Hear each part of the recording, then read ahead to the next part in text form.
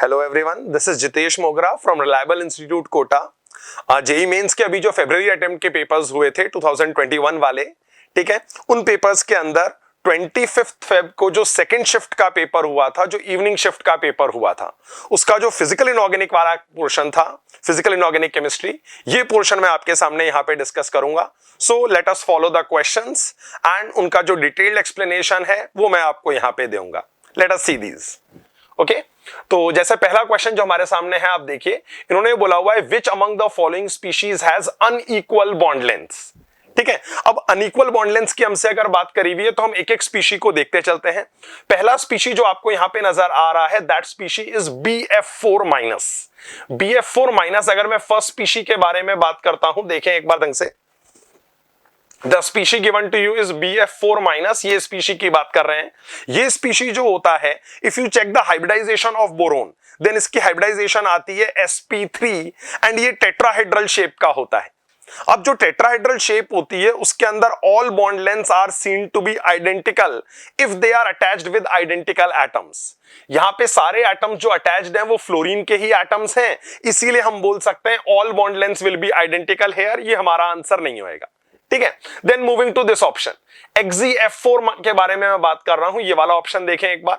XeF4 को अगर हम डिस्कस करें तो हम देखते हैं यहां पे अपने पास जेनॉन की हाइब्रिडाइजेशन आती है sp3d2।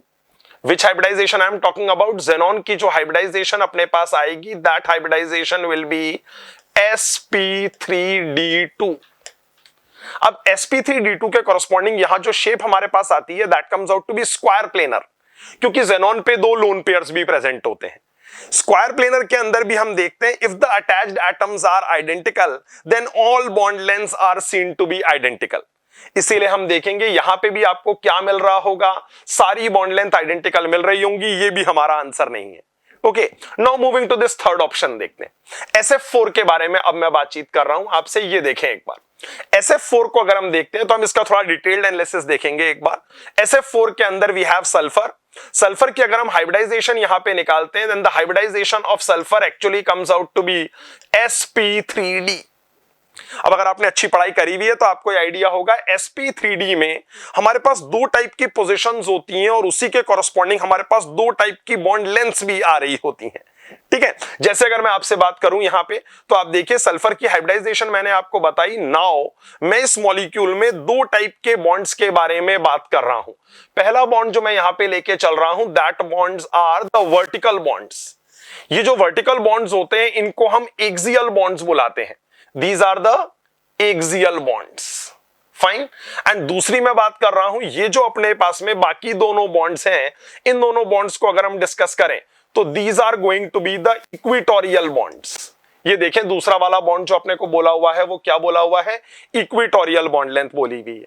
ठीक है, अब ऐसा ऑब्जर्व होकर आता है कि अकॉर्डिंग टू बेंड्स रूल हम ये वाली बात बोलते हैं कि जो एक्सियल बॉन्ड्स होते हैं उनमें परसेंटेज S कैरेक्टर जो होता है दैट इज लेस, और परसेंटेज S कैरेक्टर के कम हो जाने के कारण हम ऐसा देखते हैं कि इनकी जो बॉन्ड लेंथ निकल कर आ रही होती है that comes out to be greater.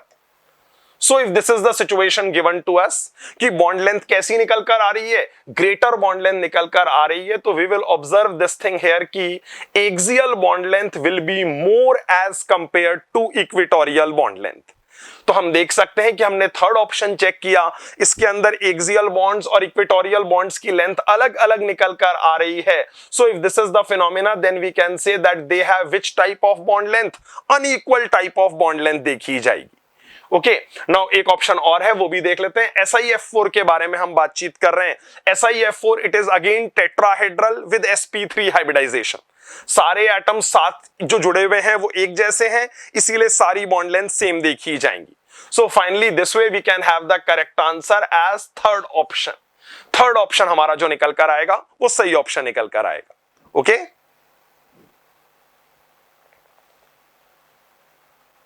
Fine, let us move to the next question then. अगले सवाल के ऊपर मूव करते हैं एक बार। इस सवाल के अंदर इन्होंने क्या बात करी हुई है देखें। ये हमसे पूछ रहे हैं water does not produce CO on reacting with, मतलब वाटर इनमें से किस स्पीशी के साथ रिएक्ट करने पे CO गैस नहीं प्रोड्यूस करता है। ये वाली बात हमको बतानी है। ठीक है, अब एक एक करके ऑप्शंस देखते हैं हम यहां पे। पहला ऑप्शन जो हमको दिया हुआ है दैट इज CO2। ठीक है, अब अगर आप थोड़ा सा दिमाग लगाएं तो आपको पता होगा CO2 जो होता है वो बेसिकली एक एसिडिक ऑक्साइड होता है। Just see this, what I am talking about is CO2। CO2 एक कैसा ऑक्साइड है? तो I am simply saying CO2 is acidic oxide. अब बताएं, अगर ये एसिडिक ऑक्साइड है तो अगर मैं इसका रिएक्शन वाटर के साथ करवाऊंगा तो हम ये बोल सकते हैं कि this CO2 will combine with water forming H2CO3, carbonic acid बना लेगा ये। ठीक है, इसका मतलब क्या नहीं बनकर आ रहा? CO नहीं बनकर आ रहा है, ऐसा हम बोल सकते हैं। और सोचिए हमको वही ऑप्शन निकालना था जिसमें क्या ना बनकर आए, CO ना बनकर आ रहा हो। So basically we can see कि हमने पहला ऑप्शन चेक किया और वही हमारे पास क्या निकल कर आ रहा है, सही ऑप्शन निकल कर आ रहा है। Let us check the remaining options also, बाकी ऑप्शंस को भी एक बार देखते हैं। Let us see this one, carbon है, देन हमारे पास कुछ हाइड्रोकार्बन्स लिए हुए हैं। अब एनसीईआरटी के अंदर इस टाइप का एक स्टेटमेंट लिखा हुआ है कि जब हम स्टीम का रिएक्शन, देखिए लिखा हुआ है reaction of steam on hydrocarbons और coke at high temperature in the presence of catalyst yields hydrogen and CO। अब आप इस स्टेटमेंट को देखें और उसके कॉरस्पॉन्डिंग इस बात को देखने की कोशिश करें। This carbon is actually Coke, ऐसे हमारे पास मीथेन है और ऐसे ही हमारे पास में क्या है, ये प्रोपेन है। ये सारे हाइड्रोकार्बन्स हैं। अब मुझे बताइए हाइड्रोकार्बन ले लूं और कोक ले लूं और वाटर को स्टीम के रूप में ले लूं तो आपको ये समझ में आ रहा होगा what will happen, that in presence of appropriate catalyst they will react, steam will react with these species producing hydrogen and CO। तो खास बात यह है कि बाकी तीनों स्पीशीज रिएक्ट करके CO गैस प्रोड्यूस कर देंगे, सिर्फ पहला वाला स्पीशी ऐसा है जो रिएक्ट करके CO गैस नहीं प्रोड्यूस करेगा। So I can simply say that CO2 is going to be the correct answer। जो पूछा गया है उसके according CO2 is the appropriate option। Okay? Let us move to the next question then।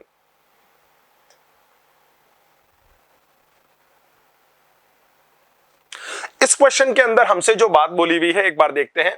हमसे पूछा हुआ है बॉन्ड डिसोसिएशन एंथैल्पी का करेक्ट ऑर्डर क्या निकल कर आएगा हैलोजेंस के केस में। ठीक है, अब देखिए नॉर्मली तो अपने पास जो रूल होता है वो मैं बता देता हूं। नॉर्मली हम ऐसा रूल फॉलो करते हैं पीरियोडिक टेबल में कि जो छोटे एटम्स होते हैं वो स्ट्रॉन्गर बॉन्ड्स बनाते हैं और जो बड़े एटम्स होते हैं वो वीकर बॉन्ड्स बनाते हैं। ठीक है, अब अगर उसके कॉरस्पॉन्डिंग मैं यहां पे ऑर्डर एक्सपेक्ट करूं किसका, बॉन्ड डिसोसिएशन एनर्जी का, तो देखिए what I was expecting was कि सबसे वीक बॉन्ड, सबसे स्ट्रॉन्ग बॉन्ड किसका होएगा, फ्लोरीन का होएगा। Then we would be having the bond of chlorine. अगला जो बॉन्ड हमारे पास आ रहा होगा दैट विल बी Br2 और सबसे वीक बॉन्ड जो हमारे पास आएगा that will be what, I2।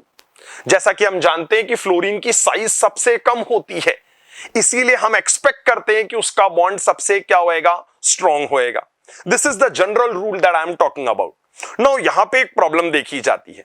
F2 का जो मॉलिक्यूल होएगा अगर आप उसको ढंग से देखें तो हम देख सकते हैं कि ये रहा F2 का मॉलिक्यूल और क्या प्रेजेंट है, हमें पता है हमारे सारे स्पीशीज जो हैं इन पे अपने पास में लोन पेयर्स प्रेजेंट है। अब बताएं अगर लोन पेयर्स यहां पे प्रेजेंट है तो हम क्या बोल सकते हैं, हम बोल सकते हैं एटम्स के छोटे होने के कारण एडजेसेंट एटम्स में क्या लगेगा, लोन पेयर रिपल्जन लगेगा। जस्ट सी दिस, यहां मैं किसके बारे में बात कर रहा हूं, लोन पेयर रिपल्जन के बारे में बात कर रहा हूं। अब लोन पेयर रिपल्जन के कारण वी सी कि अगर दोनों एटम्स आपस में रिपेल करेंगे तो बॉन्ड लेंथ क्या होगी, थोड़ी बढ़ने लगेगी और उसके कारण बॉन्ड स्ट्रेंथ कम हो जाएगी। तो बेसिकली यहां पे हम ऐसा देखते हैं कि लोन पेयर रिपल्जन लगता है, बॉन्ड लेंथ थोड़ी बढ़ जाती है, तो कॉरस्पॉन्डिंगली हम देखेंगे कि स्ट्रेंथ ऑफ द बॉन्ड जो होगी वो डिक्रीज होती हुई देखी जाएगी। अब डिक्रीज होने के बाद इसकी नई पोजीशन क्या होगी, ये थोड़ा सा डेटा बेस्ड फिनोमेना रहता है। So what we experimentally see या what we see from the data is that fluorine की जो पोजीशन है वो चेंज हो जाती है और हम देखते हैं फ्लोरीन जो है वो आयोडीन से जस्ट पहले लाए करने लग जाता है। Now if this is seen to be the case, तो हम क्या बोल सकते हैं यहां पे, what should be the correct order? जो correct order हमारे पास निकल कर आएगा, that will be Cl2, then we will be having Br2, further we are going to have F2, and the least bond strength will be for I2.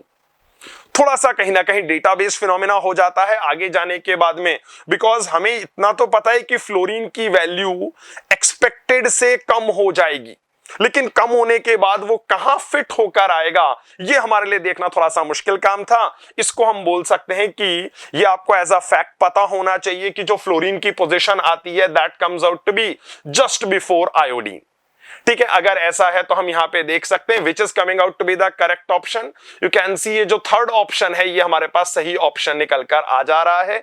इस तरीके से हम इस वाले क्वेश्चन को डील कर सकते हैं। ओके, चलिए अगले क्वेश्चन के ऊपर मूव करते हैं। अगले क्वेश्चन के अंदर क्या बातचीत करी हुई है, let us talk about that now. Okay, ये जेईई मेंस की तरफ से एक थोड़ा सा मेमोरी बेस्ड क्वेश्चन था कि मींस आपको याद होना चाहिए तभी आप इस क्वेश्चन को सही कर सकते हैं, अदरवाइज सही करना थोड़ा मुश्किल काम था। उन्होंने पूछा है the major components of German silver. अब ध्यान रखिए जर्मन सिल्वर बेसिकली कॉपर का एक एलॉय होता है, बहुत फेमस एलॉय है। ठीक है, अगर हम इस एलॉय के बारे में बात करें तो ध्यान रखना आपको सिर्फ इतनी सी बात यहां पे पता होनी चाहिए थी इस क्वेश्चन को आंसर करने के लिए कि जर्मन सिल्वर के नाम में भले ही सिल्वर आता है लेकिन इसमें सिल्वर नहीं होता है। ध्यान रखें एक बात, छोटी सी बात बोल रहा हूं क्या, कि इसमें सिल्वर नहीं प्रेजेंट होता है। अगर आपको इतना सा बात पता होती तो आपको ये समझ में आ रहा होगा कि बाकी सारे ऑप्शंस रिजेक्ट हो जाएंगे। देखिए पहले, दूसरे और चौथे ऑप्शन में इन सब में सिल्वर आ रहा है तो we can simply reject these, और अगर हम इनको रिजेक्ट कर देंगे तो हम बोल सकते हैं third option comes out to be the correct answer. वैसे ये एक फैक्ट बेस्ड क्वेश्चन था, जर्मन सिल्वर का कंपोजिशन हमें पता होना चाहिए, डेटा भले हमें नहीं भी याद हो लेकिन at least we should remember the metals present in it. The metals present in it are going to be copper, zinc and nickel. Major composition अगर हम बात करें तो वो निकल का देखा जा रहा है as per data. Okay, but we should remember the metals that are present in this. So this is what is German silver, an alloy। इसका कंपोजिशन पूछा गया था, सिल्वर नहीं है, ये ऑप्शंस रिजेक्ट हो जाएंगे। This is simply going to be the correct answer. Okay,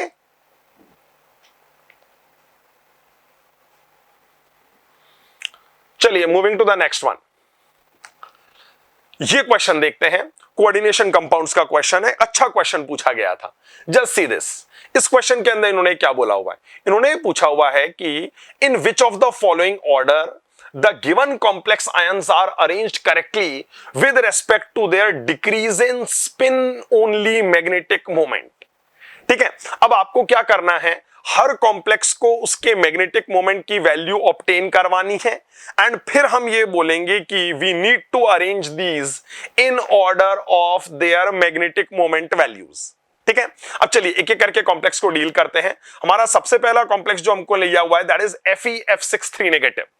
ठीक है, अब इस FeF63 नेगेटिव के अंदर देखें तो आपको शायद ये ध्यान होगा कि जो फ्लोराइड है this is actually a weak field ligand. Week field ligand है, ये पेयरिंग नहीं करवाता। अगर ये पेयरिंग नहीं करवाएगा तो आई कैन सिंपली से कि आयरन के कॉरस्पॉन्डिंग जो हाइब्रिडाइजेशन देखी जाएगी that hybridisation will be sp3d2।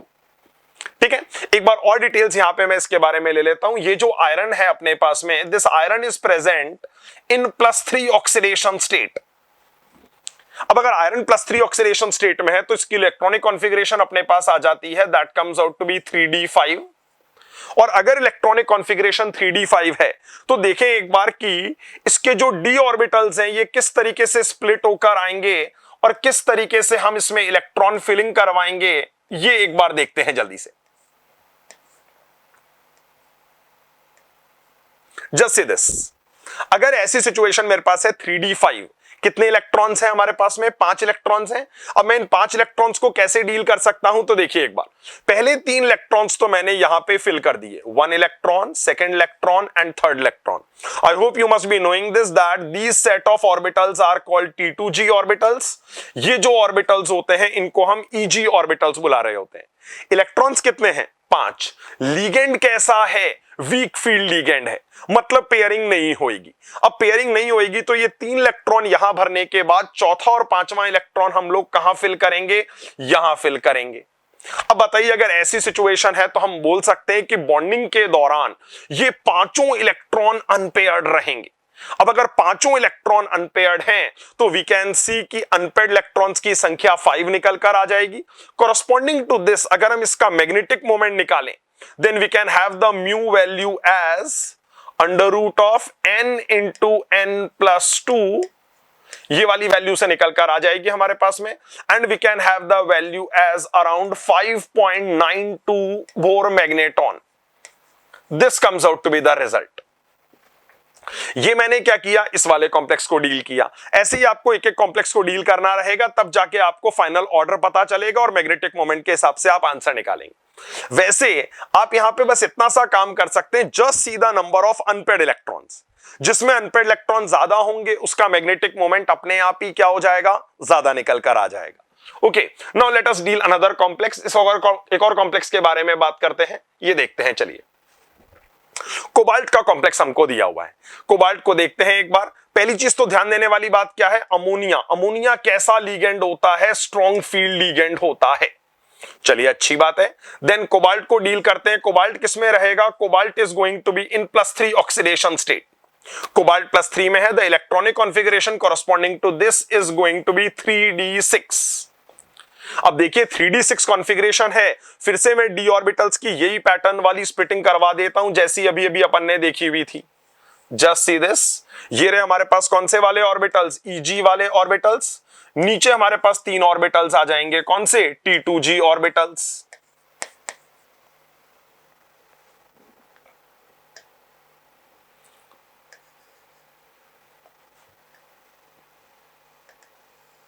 ये देखें एक बार।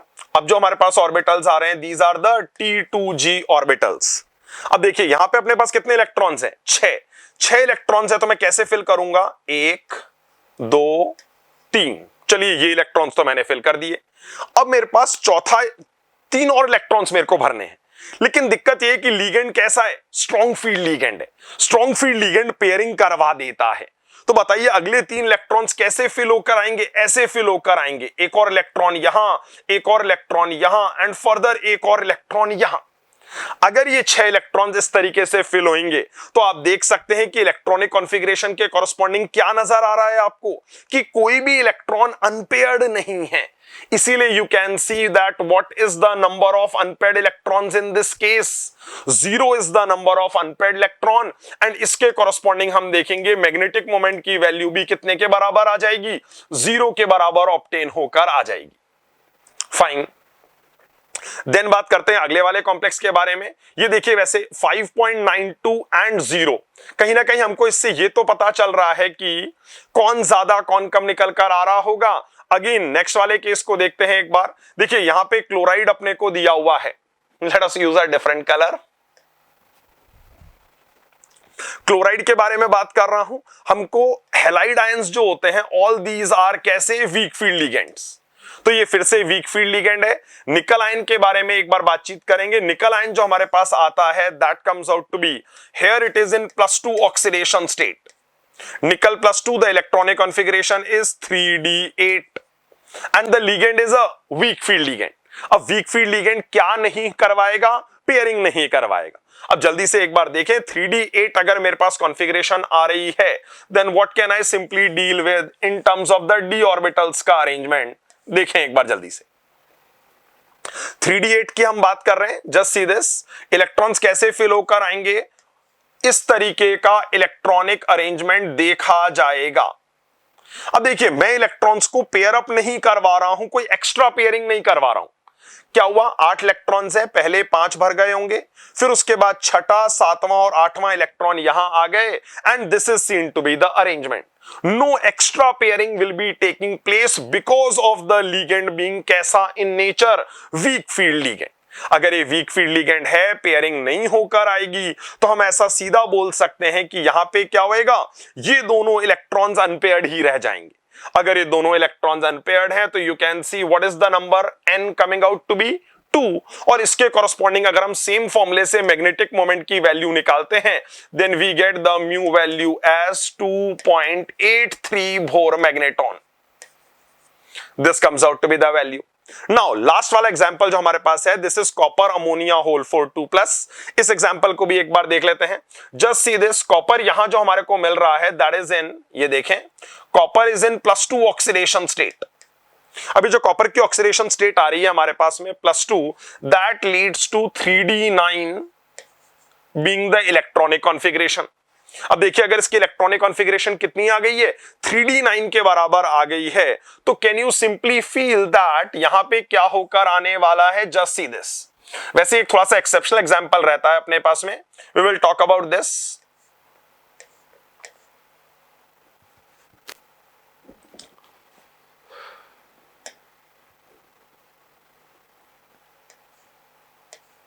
ये रे कॉपर के 3d वाले orbitals, then we have a 4s orbital, then we further have 4p orbitals. अब देखिए इन ऑर्बिटल्स के बारे में हम किस तरीके से अरेंज कर सकते हैं. इलेक्ट्रॉन्स कितने भरे हुए हैं अपने पास में, 3d9 है, 9 इलेक्ट्रॉन्स हैं. तो 9 इलेक्ट्रॉन्स कैसे मैं अरेंज करूंगा ये देखते हैं एक बार. 1 2 3 4 5 6 7 8 एंड 9. फाइन. अब देखिए यहां पे क्या होता है, एक टिपिकल फिनोमेना ऑब्जर्व होकर आता है that this electron from 3d orbital jumps into this orbital. अब बताइए अगर ये इलेक्ट्रॉन यहां से यहां जंप होकर आ गया तो I can simply say that ये वाला ऑर्बिटल हमारे पास वेकेंट होकर आ जाएगा, leading to what being the hybridization. हम देख सकते हैं हाइब्रिडाइजेशन अपने पास आ जाएगी कितनी, dsp2 हाइब्रिडाइजेशन ऑब्टेन होकर आ जाएगी. This is the hybridization here. Further अगर मैं आपसे बोलूं अनपेड इलेक्ट्रॉन कितने हैं, तो आपको पता है ये जो अकेला इलेक्ट्रॉन है यही यहां प्रेजेंट है और यही अनपेड इलेक्ट्रॉन होएगा. So as you can see कि यही एक अनपेड इलेक्ट्रॉन है. तो what is the n value coming out to be, 1 is the value coming out to be. ये देखें यहां पे अपन ने लिखा हुआ भी है what is the value of n, 1 के बराबर वैल्यू आ रही है. इसके कॉरस्पॉन्डिंग अगर हम मैग्नेटिक मोमेंट की वैल्यू निकालेंगे then magnetic moment value corresponding to this comes out to be mu is equal to 1.73 Bohr magneton. अगर वैल्यू इतनी आ रही है तो इसके कॉरस्पॉन्डिंग सही ऑप्शन चुनते हैं. देखिए सबसे ज्यादा कौन आ जाएगा, फर्स्ट वाला निकल कर आ रहा है. देन हम देख सकते हैं हमारे पास थर्ड वाला आ रहा है. देन हमारे पास फोर्थ वाला आएगा एंड लीस्ट वैल्यू पे हमारे पास सेकंड वाला कॉम्प्लेक्स आएगा. On the basis of that अगर हम सही ऑप्शन चूज करें then first option comes out to be the correct option. यही फर्स्ट ऑप्शन आंसर के रूप में आपको दिया हुआ है. तो इस क्वेश्चन के अंदर काफी डिटेल्ड एनालिसिस आपको करना था, जिसके बाद हमें यह पता चलता है that first is going to be the correct order of spin magnetic moment of these complexes.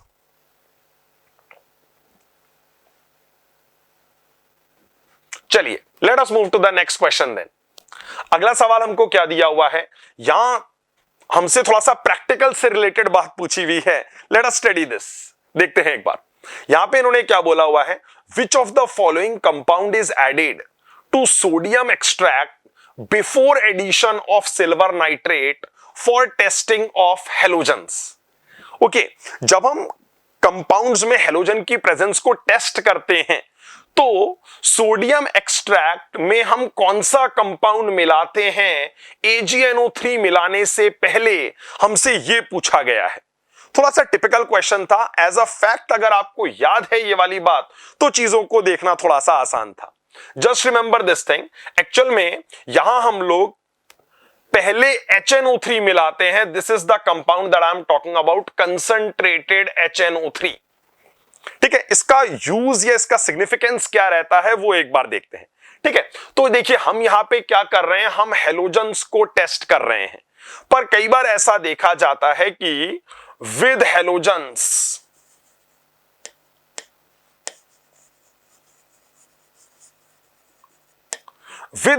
क्या प्रेजेंट होता है, सल्फर इज ऑल्सो प्रेजेंट.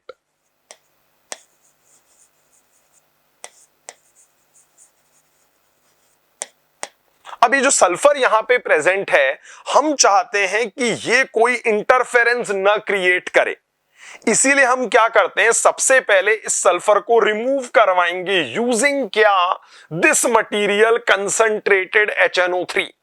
अब अगर कंसंट्रेटेड HNO3 ने किसको रिमूव करवा दिया, सल्फर को रिमूव करवा दिया, तो हम आराम से किसकी टेस्टिंग कर पाएंगे, हेलोजेंस की टेस्टिंग कर पाएंगे। ये वाली बात क्लियर हो जानी चाहिए। सो बेसिकली आपको हेलोजेंस को टेस्ट करने से पहले सोडियम एक्सट्रैक्ट में क्या मिलाना चाहिए, कंसंट्रेटेड HNO3 मिलाना चाहिए, कि अगर कोई सल्फर आपके कंपाउंड में प्रेजेंट है तो भी वो सल्फर क्या हो जाए, रिमूव हो जाए एज SO2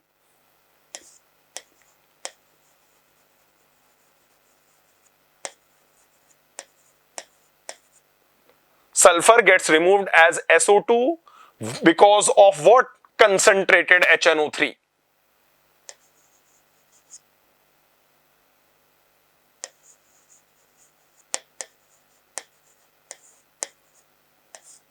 तो हम देख सकते हैं कंसंट्रेटेड HNO3 सल्फर को रिमूव कर देगा, उसके बाद हम आराम से किसको टेस्ट कर पाएंगे, हेलोजेंस को टेस्ट कर पाएंगे। This is seen to be the phenomena here. Okay, so this is the correct answer. HNO3 हम लोगों को क्या करना पड़ेगा, यहां पे यूज करना पड़ेगा। You should have an idea about this.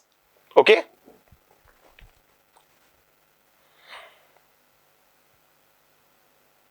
चलिए नेक्स्ट क्वेश्चन के ऊपर मूव करते हैं। नेक्स्ट क्वेश्चन के अंदर हमसे क्या बातचीत करी हुई है, let us discuss this thing. Okay, ये सवाल एक सरफेस केमिस्ट्री चैप्टर जो है उससे लिया गया था।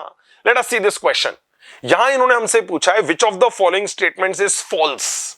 ध्यान रखें यार, हम कई बार क्वेश्चन में सही ऑप्शन के पीछे भी पड़े रहते हैं, यहां गलत ऑप्शन चूज करना है आपको। And what they are talking about is hydrophilic sols के बारे में बात कर रहे हैं। हाइड्रोफिलिक सोल्स आपको पता होगा, this is basically a special case of lyophilic sols. ठीक है, अब ध्यान दें एक बार, अगर मैं लायोफिलिक के बारे में बात कर रहा हूं, क्या बोल रहा हूं मैं, आई एम टॉकिंग अबाउट लायोफिलिक। तो बेसिकली लायोफिलिक वाले जो सोल्स होते हैं उनके केस में हम देखते हैं, देखिए एक एक ऑप्शन को चेक करते रहते हैं। सबसे पहले just see this, what they are saying is their viscosity is of the order of water. ठीक है, ध्यान रखना पहला स्टेटमेंट है और अच्छी बात यह है यही गलत निकल कर आ रहा है। ठीक है, हम यहां पे बोल रहे हैं विस्कोसिटी पानी के ऑर्डर की होगी, जबकि लायोफिलिक, अगर आप इन दो वर्ड्स को देखें तो lyo stands for solvent and philic stands for attraction. तो बेसिकली यहां पे सॉल्वेंट अट्रैक्टिंग टाइप के सोल्स रहते हैं।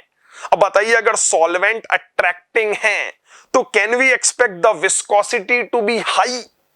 Yes, and what we actually observe is कि इनके केस में विस्कोसिटी कैसी आती है, ज्यादा आने लग जाती है। अब बताइए, अगर विस्कोसिटी की वैल्यू ज्यादा आएगी तो हमारे अकॉर्डिंग ज्यादा आएगी, ये लोग कह रहे हैं वाटर के कंपेरेबल ही आएगी। ये स्टेटमेंट गलत है। पहला स्टेटमेंट पूछा, मतलब गलत स्टेटमेंट ही पूछा हुआ है। फर्स्ट हमने चेक किया और ये स्टेटमेंट क्या आ रहा है, हमारा आंसर निकल कर आ रहा है। Okay, now let us check the remaining statements also. उनमें इन्होंने क्या बोला हुआ है, इन्होंने पहले ये बोला हुआ है the sols can not be easily coagulated. शायद आपको ये वाली बात ध्यान होगी कि जो हाइड्रोफिलिक सोल्स होते हैं ना, उनमें जो डिस्पर्स्ड फेज का पार्टिकल होता है उसके ऊपर एक सॉल्वेंट के मॉलिक्यूल की कोटिंग होती है। जब तक आप उस कोटिंग को रिमूव नहीं करेंगे तब तक क्या नहीं होएगा, कोगुलेशन नहीं होएगा। इसीलिए ये वाला स्टेटमेंट सही है that hydrophilic sols can not be easily coagulated because first you need to remove the coating on the dispersed phase particle and then only what will happen, we will see that coagulation would be taking place. तो second वाला statement सही है। Third statement में बोल रहे हैं they do not require electrolytes for stability. अब इनके ऊपर तो ऑलरेडी एक सॉल्वेंट की कोटिंग है, इसीलिए इनको कोई स्टेबलाइजेशन की जरूरत नहीं पड़ रही होती। This is also correct statement. Further इन्होंने बोला हुआ है these sols are reversible in nature. अब खुद ही सोचिए, अगर सोल्यूट और सॉल्वेंट, या better to go into the technical terms dispersed phase और डिस्पर्शन मीडियम में अगर अट्रैक्टिव टेंडेंसीज हैं तो आपको ये समझ में आ रहा होगा, अगर हम उनको सेपरेट कर दें और फिर से दोबारा मिक्स करें तो वो फिर से अट्रैक्ट होकर आ जाएंगे और फिर से क्या बनकर आ जाएगा हमारे पास में, लायोफिलिक सोल बनकर आ जाएगा। तो basically you can see that hydrophilic या lyophilic sol are reversible in nature. Reversible क्यों? बिकॉज अगर हमने पार्टिकल्स को अलग कर भी दिया तो वो दोबारा से कंबाइन कर जाएंगे एंड दोबारा से कंबाइन करने के बाद में they will again form hydrophilic sols. So if this is the situation तो हम ऐसा बोल सकते हैं कि गलत स्टेटमेंट तो सिर्फ पहला वाला स्टेटमेंट ही रहेगा। This is going to be your correct answer. Theory इसलिए लिखा हुआ है बेसिकली बिकॉज हम देखते हैं ये सारी चीजें हम थ्योरी के अंदर क्लास में बच्चों के सामने डिस्कस कर रहे होते हैं when we talk about characteristics या properties shown by lyophilic souls.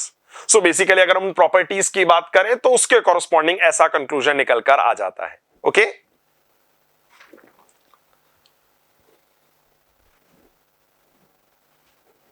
चलिए let us move to the next question.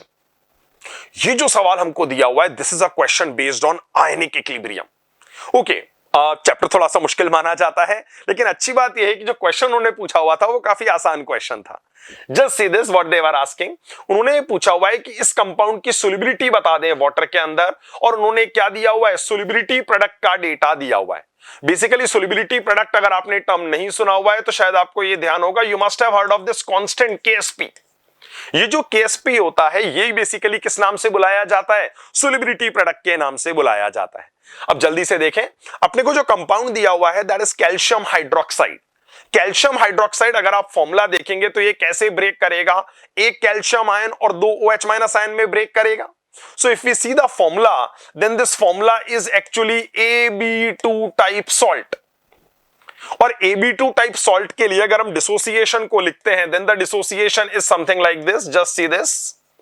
AB2 अगर ये पानी में डिसोसिएट होके अपना इक्विलिब्रियम स्टैब्लिश करता है then we see A2+ ion is form and 2B- ions are form. Now if this is the case तो हम ऐसा बोल सकते हैं, just see this, equilibrium concentration की अगर मैं बात करूं तो देखते हैं एक बार, मान लेते हैं इस कंपाउंड की सोल्युबिलिटी कितने के बराबर थी, तो just see this, let solubility be S mole per litre. अगर इसकी solubility S mole per litre थी तो आप ऐसा बोल सकते हैं कि ये वाला आयन कितना बनेगा, S के बराबर बनेगा। ये स्टोइचियोमेट्रिकली डबल बनेगा तो ये कितना बन जाएगा, 2S के बराबर बन जाएगा। नाउ जस्ट सी, अगर हम यहां से KSP का एक्सप्रेशन ऑब्टेन करें तो वो कितना आने वाला है, तो KSP की जो वैल्यू अपने पास आएगी that is going to be, हम बोल सकते हैं A2+ आयन की कंसंट्रेशन इंटू B- आयन की कंसंट्रेशन का स्क्वायर आ जाएगी। अगर ऐसी कंसंट्रेशंस हमारे पास आ रही हैं तो just see this, A2+ ion S into ये जो वैल्यू अपने पास आ जाएगी this will be 2S the whole square. यहां से अगर हम सॉल्व करें तो जो वैल्यू अपने पास आ रही है that is coming out to be 4S³ के बराबर वैल्यू आ जाती है। तो as you can see KSP coming out to be equal to 4S³। और आप यहां पे देख भी सकते हैं, देखिए यही KSP कितने के बराबर लिखा हुआ है, 4S³ के बराबर लिखा हुआ है। KSP का डेटा आपको दिया हुआ है, आपको S निकालना है। What does S represents, solubility. तो आपको पता है इसके बाद तो सिर्फ मैथमेटिक्स इन्वॉल्व होगी। KSP का डेटा पता है, सॉल्व करना है और S की वैल्यू ऑब्टेन करनी है। कैलकुलेशंस थोड़े से खराब दिए हुए थे पर आप देख सकते हैं कहीं ना कहीं ऑप्शंस जो हैं उसके हिसाब से अगर थोड़ा सा मैनेज किया जाए, थोड़ा अप्रोक्सीमेट कैलकुलेशंस अगर कर लिए जाएं then we get the solubility value as equal to this value. ये वैल्यू हमारे पास ऑब्टेन होकर आ जाएगी। तो हम बोल सकते हैं इस कंपाउंड की this is seen to be the solubility, this can be obtained from the given KSP data. Calcium hydroxide है, this is a sparingly soluble substance, और हम देखते हैं कि ये बहुत ज्यादा अच्छे से डिसॉल्व नहीं होकर आ रहा होता, कुछ अमाउंट में डिसॉल्व हो जाता है और कुछ अमाउंट इसका क्या बना लेता है, प्रेसिपिटेट फॉर्म कर लेता है। ये वाली बात हमें ध्यान रखनी चाहिए। चलिए नया सवाल देखते हैं। ये सवाल कोऑर्डिनेशन कंपाउंड्स के ऊपर बेस्ड था। जस्ट सी दिस, इन्होंने दो स्टेटमेंट दे रखे हैं, आपको ये बताना है सही स्टेटमेंट कौन सा है, गलत स्टेटमेंट कौन सा है। Just see the first statement पहले देखते हैं। उन्होंने बोला है the identification of nickel 2+ is carried out by dimethyl glyoxime in presence of NH4OH। अब कुछ बच्चे ये वाली बात कोऑर्डिनेशन कंपाउंड्स में पढ़ लेते हैं, कुछ बच्चे ये वाली बात प्रैक्टिकल्स पढ़ते टाइम, लैब मैनुअल के अंदर या स्कूल में एक्सपेरिमेंट्स करते टाइम लैब में ये वाली बात देखते हैं कि निकल 2+ आयन जो है वो डीएमजी के साथ कंबाइन करके एक कंपाउंड बना लेता है, that is actually NiDMg whole twice. ये वाला कंपाउंड अपने पास बनकर आ जाता है। और ध्यान रखें इस कंपाउंड का रोज रेड कलर का प्रेसिपिटेट होता है। What I am talking about is a rose red precipitate. अब बताइए अगर रोज रेड प्रेसिपिटेट बनकर आ जाएगा तो क्या हमें आराम से निकल आयन डिटेक्ट होकर आ जाएगा? तो yes, we can carry out the identification of Ni2+ by DMG, that is dimethyl glyoxime. ये सही स्टेटमेंट दिया हुआ है। सो देखिए पहला स्टेटमेंट तो हमारा क्या आ गया है, सही वाला स्टेटमेंट निकल कर आ गया है। ओके, सेकंड स्टेटमेंट जो जेईई मेंस ने पूछा था ये थोड़ा कंट्रोवर्शियल होकर आ गया था। जस्ट सी दिस, इन्होंने ये बोला है कि डाइमिथाइल ग्लाइकोजाइम जो है वो एक बाइडेंटेट न्यूट्रल लिगेंड है। ठीक है, अब बेसिकली डाइमिथाइल ग्लाइकोजाइम के साथ इशू क्या रहता है ये मैं आपको बताता हूं। Just see first of all the structure of this species. देखते हैं एक बार, H3C कार्बन,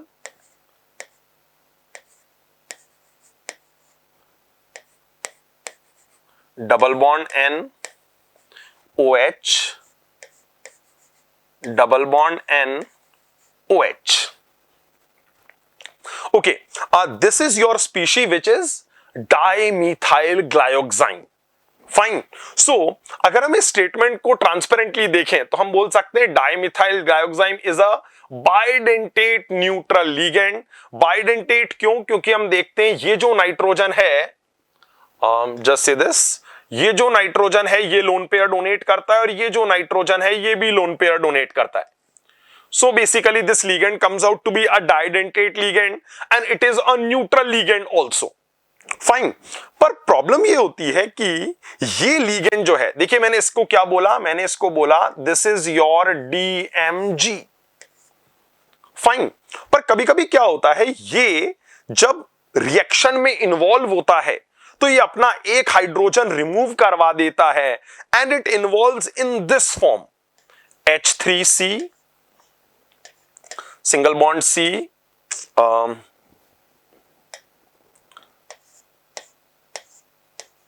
ये अपना एसिडिक हाइड्रोजन हटा देगा और ये इस तरीके से इन्वॉल्व होकर आता है।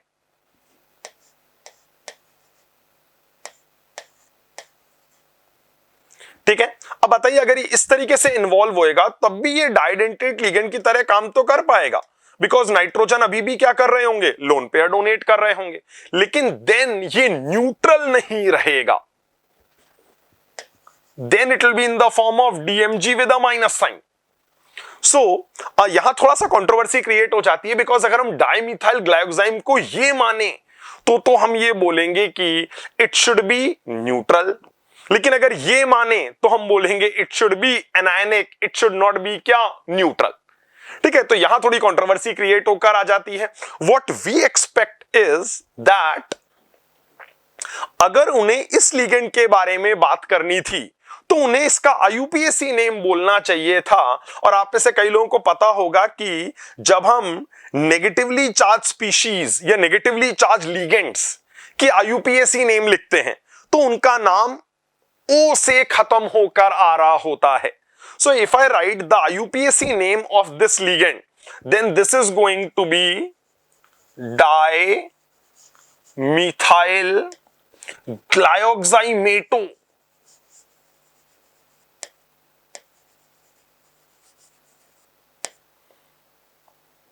So what we expect is कि अगर उनको इस ligand के बारे में बात करनी थी तो उन्हें यहां डाइमिथाइल ग्लाइकोजाइम नहीं लिखना चाहिए था, डाइमिथाइल ग्लाइकोजाइमेटो लिखना चाहिए था।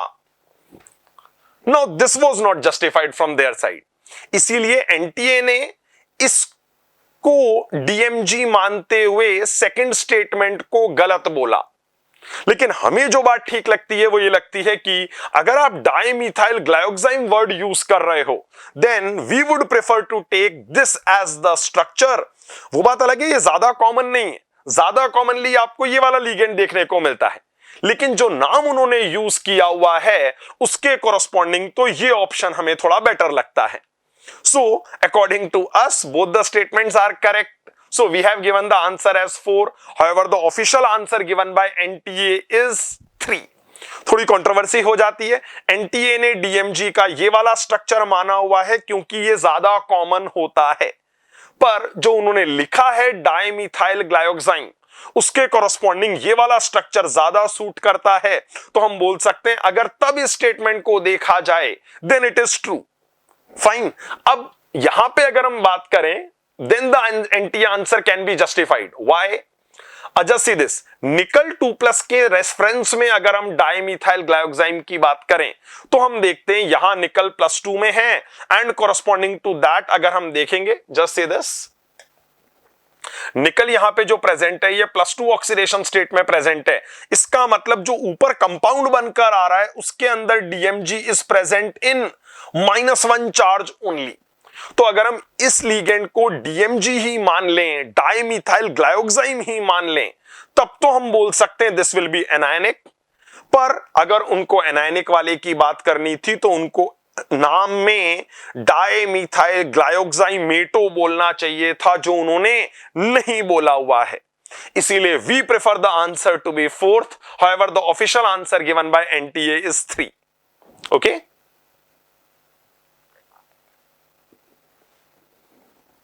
चलिए नेक्स्ट क्वेश्चन के ऊपर मूव करते हैं। नेक्स्ट क्वेश्चन मेटलर्जी के ऊपर बेस्ड क्वेश्चन था। इसमें मेटल से रिलेटेड रिफाइनिंग की बात करी हुई थी, अलग अलग टेक्निक्स दी हुई थी। Just see this. What they are asking is the method used for the purification of indium is. ठीक है, इंडियम थोड़ा सा अनकॉमन मेटल रहता है, नॉर्मली मेटलर्जी में ज्यादा इन्वॉल्व नहीं होकर आ रहा होता, लेकिन इसकी रिफाइनिंग टेक्निक के बारे में हमसे बात करी हुई। ठीक है, तो you need to remember this thing that ये जो टेक्निक हमारे पास होती है दिस इज जोन रिफाइनिंग। ध्यान रखना, जोन रिफाइनिंग टेक्निक का यूज किया जाता है इंडियम की प्यूरिफिकेशन के लिए।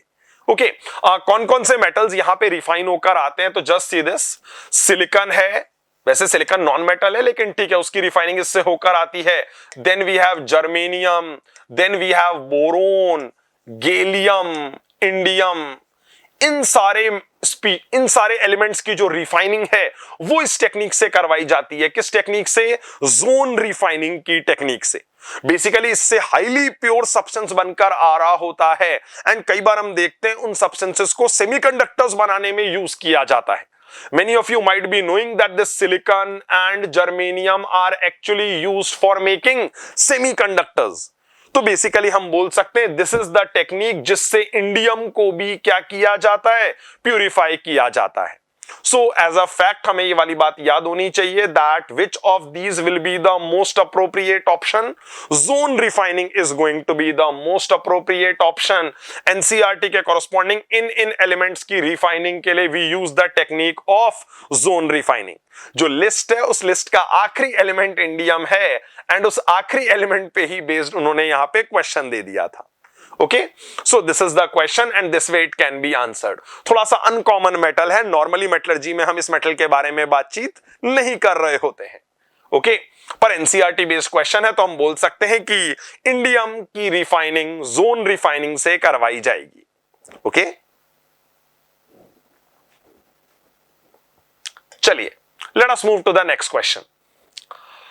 ये क्वेश्चन एक असर्शन रीजन का क्वेश्चन था। आपको दो स्टेटमेंट्स दिए हुए हैं और आपको अगेन ट्रू फॉल्स वाली बात यहां पे कंक्लूड करनी है। जस्ट सी दिस, पहले इन्होंने ये बोला हुआ है कि बेसिकली पी ब्लॉक जो है एनसीईआरटी के अंदर, वहां से ये वाला क्वेश्चन है। सल्फर की दो एलोट्रॉप्स होती हैं, alpha sulphur and beta sulphur. ठीक है, बेसिकली हम उनको कई बार रोम्बिक सल्फर और मोनोक्लिनिक सल्फर के नाम से भी जानते हैं। तो उन्हीं दोनों सल्फर के एलोट्रोपिक फॉर्म्स के बारे में बातचीत है। जस्ट देखिए यार, सबसे पहले इन्होंने बोला है अल्फा और beta forms of sulphur can change reversibly between themselves with slow heating और स्लो कूलिंग। ओके, तो अब देखें बेसिकली सल्फर जो होता है, जैसा कि मैंने बताया, क्या अल्फा सल्फर होगा या फिर क्या होगा, बीटा सल्फर होगा।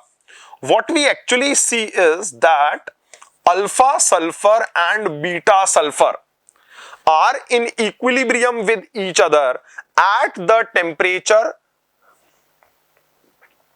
369 केल्विन। ठीक है, अब ये देखिए, ये initial is alpha sulphur, this is also called rhombic sulphur. ये जो सल्फर हमारे पास है beta sulphur, that is the monoclinic sulphur. Sulphur की इन दो एलोट्रोपिक फॉर्म्स के बारे में बात करी हुई है। नाउ जस्ट सी दिस, इन्होंने बोला है अल्फा और बीटा फॉर्म एक दूसरे में रिवर्सिबली चेंज हो सकते हैं। हां, खुद ही सोच के देखें, अगर टेम्परेचर 369 केल्विन से थोड़ा बढ़ा देंगे तो हम ऐसा देखते हैं कि रिएक्शन इधर जाने की टेंडेंसी रखेगा, और अगर हम टेम्परेचर 369 केल्विन से थोड़ा कम कर देंगे तो हम देखते हैं ये प्रोसेस बैकवर्ड डायरेक्शन में जाने की टेंडेंसी रखता है, मतलब रोम्बिक फॉर्म की तरफ स्पीशीज जाने लगेंगे। अगर ऐसा है तो हम बोल सकते हैं yes they can be reversibly converted into each other.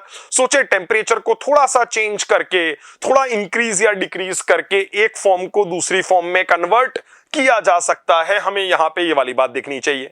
Okay, तो पहला स्टेटमेंट कैसा निकल कर आ रहा है? सही स्टेटमेंट निकल कर आ रहा है। दूसरे स्टेटमेंट में इन्होंने बोला हुआ है रूम टेम्परेचर पे स्टेबल फॉर्म मोनोक्लिनिक वाली होती है।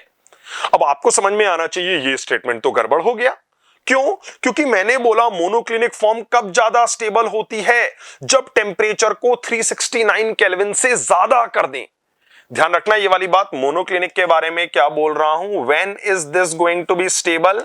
Stable at temperatures greater than 369 kelvin. अब आपको समझ में आ रहा होगा, इसका मतलब तो रूम टेम्परेचर हम अप्रोक्सीमेटली 25 डिग्री सेंटीग्रेड अज्यूम करके चलते हैं।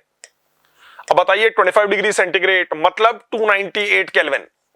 298 केल्विन पे कौन सी फॉर्म सबसे ज्यादा स्टेबल रहेगी? तो हम ऐसा बोल सकते हैं कि 298 केल्विन पे तो रोम्बिक फॉर्म ज्यादा स्टेबल रहेगी। तो we can simply say that this is going to be more stable at room temperature. और अगर ये ज्यादा स्टेबल है कब? रूम टेम्परेचर पे, तो हम बोल सकते हैं सेकंड स्टेटमेंट कैसा हो जाएगा? गलत स्टेटमेंट निकल कर आ जाएगा। So this statement is true, this statement is false. अगर ऐसी सिचुएशन है तो हम देख सकते हैं, देखिए थर्ड ऑप्शन सही ऑप्शन निकल कर आ रहा है। Statement 1 is true but statement 2 is false. So overall यहां से देखा जा सकता है third option comes out to be the correct option. आगे से भी ये वाली बात याद रखेंगे तो अच्छा रहेगा। रोम्बिक सल्फर रूम टेम्परेचर पे ज्यादा स्टेबल होता है as compare to monoclinic form of sulphur. इनका जो ट्रांजिशन टेम्परेचर रहता है वो ये रहता है 369 केल्विन से ज्यादा टेम्परेचर पे ये स्टेबल है, इससे कम टेम्परेचर पे ये स्टेबल रहता है। This is seen to be the case. Okay, चलिए अगले क्वेश्चन के ऊपर मूव करते हैं। ओके, यहां से फिजिकल इनऑर्गेनिक के अंदर जो न्यूमेरिकल्स आए थे पेपर के अंदर, हम उनके बारे में बातचीत करेंगे। ओके, पहला सवाल देखते हैं एक बार। सॉल्यूशंस जो चैप्टर है उससे ये वाला क्वेश्चन लिया हुआ है, देखते हैं एक बार। देखिए इन्होंने कहा है कि कंपाउंड है हमारे पास में AB, ये 75% के एक्सटेंट पे डिसोसिएट कर रहा है। इसकी मोलैलिटी हमें पता करनी है, जिसके कारण क्या हो 2.5 केल्विन का क्या देखा जाए, राइज देखा जाए बॉइलिंग पॉइंट के अंदर। हमें ये वाली बात यहां पे बतानी है। ठीक है, अब आपको समझ में आना चाहिए पहली चीज तो ये क्वेश्चन जो है ये elevation in boiling point colligative property का क्वेश्चन है। ओके, तो हमने देखिए एलिवेशन इन बॉइलिंग पॉइंट के कॉरस्पॉन्डिंग ये वाला फॉर्मूला यहां पे यूज कर दिया है। हमने वेंट ऑफ फैक्टर क्यों यूज किया हुआ है आई यहां पे? आपको ये दिखना चाहिए, ये जो सोल्यूट है ये सोल्यूट ऐसा है जो ये सॉल्यूशन में पानी में जाने के बाद डिसोसिएट कर रहा है। अगर बताइए ये डिसोसिएट कर रहा है तो इसका मतलब नंबर ऑफ पार्टिकल्स चेंज हो जाएंगे, और अगर नंबर ऑफ पार्टिकल्स चेंज हो जाएंगे फिर तो कॉलिगेटिव प्रॉपर्टीज में कुछ एबनॉर्मेलिटी देखी जाएगी। वो एबनॉर्मेलिटी को कैसे एक्सप्लेन किया जा सकता है? That abnormality can be explained using this went of factor small I. Okay, अब जल्दी से देखते हैं एक बार स्मॉल आई को हम इतने के बराबर कैसे लिख सकते हैं। अदरवाइज तो आपको पता है हमने सारे वैल्यूज सिर्फ सब्स्टिट्यूट कर दी हैं, एंड थोड़े से गंदे कैलकुलेशंस के बाद में we get this value as the answer. Molality की वैल्यू इतनी निकल कर आ जाती है। आई के बारे में मैं आपको थोड़ी सी बात बता देता हूं। जस्ट सी दिस, मेरा जो सोल्यूट है that is what, A B. आपसे ये बोला जा रहा है ये सोल्यूट क्या कर रहा है, डिसोसिएट कर रहा है कितना, 75%। नाउ जस्ट सी, अगर ये 75% पे डिसोसिएट कर रहा है तो लेट अस अज्यूम कि इससे ए प्लस आयन बनेगा और साथ में बी माइनस आयन बनेगा, दो दो पार्टिकल्स बनकर आ जाएंगे। Now if this is the case तो एक बार देखते हैं। जस्ट सी, हमारे पास में क्या है, अगर हम इनिशियली बात करें तो हमारे पास का सपोज एक पार्टिकल था और ये टूटा हुआ नहीं था। लेकिन अगर हम फाइनल सिचुएशन की बात करें तो हम क्या बोल सकते हैं, ये तो ब्रेक हो चुका है। और बताइए अगर ये 75% के एक्सटेंट पे ब्रेक हो चुका है तो हम ऐसा एज्यूम कर सकते हैं कि इसके 0.25 मोल बच गए होंगे, और कॉरस्पॉन्डिंग टू मोल कंसेप्ट हम ये बोल सकते हैं इसके 0.75 मोल और इसके 0.75 मोल बनकर आ गए होंगे। सो अब मुझे ये बताइए what is the total number of particles that you are obtaining. तो अगर हम यहां से टोटल नंबर ऑफ पार्टिकल्स की बात करें आई के हिसाब से तो हम देख सकते हैं आई के हिसाब से टोटल नंबर ऑफ पार्टिकल्स कितने निकल कर आ जाएंगे। You can simply add up these values and you can get the answer. तो हम देख सकते हैं यहां पे इन तीनों वैल्यूज को ऐड करने के बाद you get 1.75 as the correct i value. हमने यहां पे एक डायरेक्ट फॉर्मूला यूज कर लिया है आई के कैलकुलेशन के लिए। एक्चुअल में आई का कैलकुलेशन अगर आप ऐसे ना करना चाहें जिस तरीके से मैंने किया है तो you can directly use this relation 1 plus n minus 1 into alpha. आप चाहें तो आप ये डायरेक्ट रिलेशन यूज कर सकते हैं। एन क्या रिप्रेजेंट करता है, एन रिप्रेजेंट्स कि एक सोल्यूट पार्टिकल से कितने पार्टिकल्स बन रहे हैं। अब मुझे ये बताइए अगर ये पार्टिकल डिसोसिएट करेगा तो कितने पार्टिकल्स बनकर आएंगे, दो दो पार्टिकल्स बनकर आएंगे। और अगर दो पार्टिकल्स बनकर आएंगे तो हम बोल सकते हैं एन की वैल्यू क्या पुट कर सकते हैं, 2 के बराबर पुट कर सकते हैं। और 75% का एक्सटेंट पे डिसोसिएशन हो रहा है, so I can say alpha value will be taken as 75/100। ध्यान रखें this is the percentage dissociation, जबकि यहां जो अल्फा होता है that is degree of dissociation. तो डिग्री ऑफ डिसोसिएशन हम कैसे निकाल सकते हैं, हम इस वैल्यू से निकाल सकते हैं। तो दोनों तरीके आप फॉलो कर सकते हैं। आई की वैल्यू आप यहां से निकाल लें तो भी 1.75 आ रही है। अगर आई की वैल्यू आप इस डायरेक्ट फॉर्मूले से निकालें तो भी यहां से वैल्यू सब्स्टिट्यूट करने के बाद you will get the value as 1.75। वैसे इस क्वेश्चन के अंदर जो कॉम्प्लिकेटेड पार्ट था वो यही था कि आप आई की वैल्यू अप्रोप्रिएटली रख दें। अगर आप आई की वैल्यू रख देते हैं और कैलकुलेशन से थोड़ा सा फाइट कर लेते हैं देन आपके पास ये आंसर आ जाएगा। और अगर हम इसको नियरेस्ट इंटीजर पे राउंड ऑफ करें तो हम बोल सकते हैं नियरेस्ट इंटीजर पे राउंड ऑफ करने पे you will get the correct answer as 3। ये आपका सही आंसर निकल कर आ जाएगा। Okay, solutions colligative properties chapter के ऊपर बेस था। कॉलिगेटिव प्रॉपर्टीज में एलिवेशन इन बॉइलिंग पॉइंट के बारे में बातचीत करी गई है।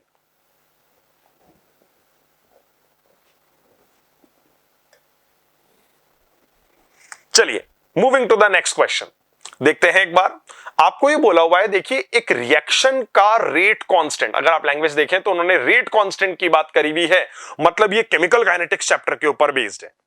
जस्ट सी दिस, इन्होंने बोला है रेट कांस्टेंट 5 टाइम्स बढ़ गया है अगर टेम्परेचर हमने इतने से इतना कर दिया तो। अब आपसे पूछा जा रहा है एक्टिवेशन एनर्जी की वैल्यू क्या निकल कर आएगी, राउंड ऑफ करके आंसर दे दें। ओके, हो सकता है आपने ये वाली इक्वेशन पढ़ी हुई हो। What does this equation actually represents? This equation actually represents dependence of rate constant के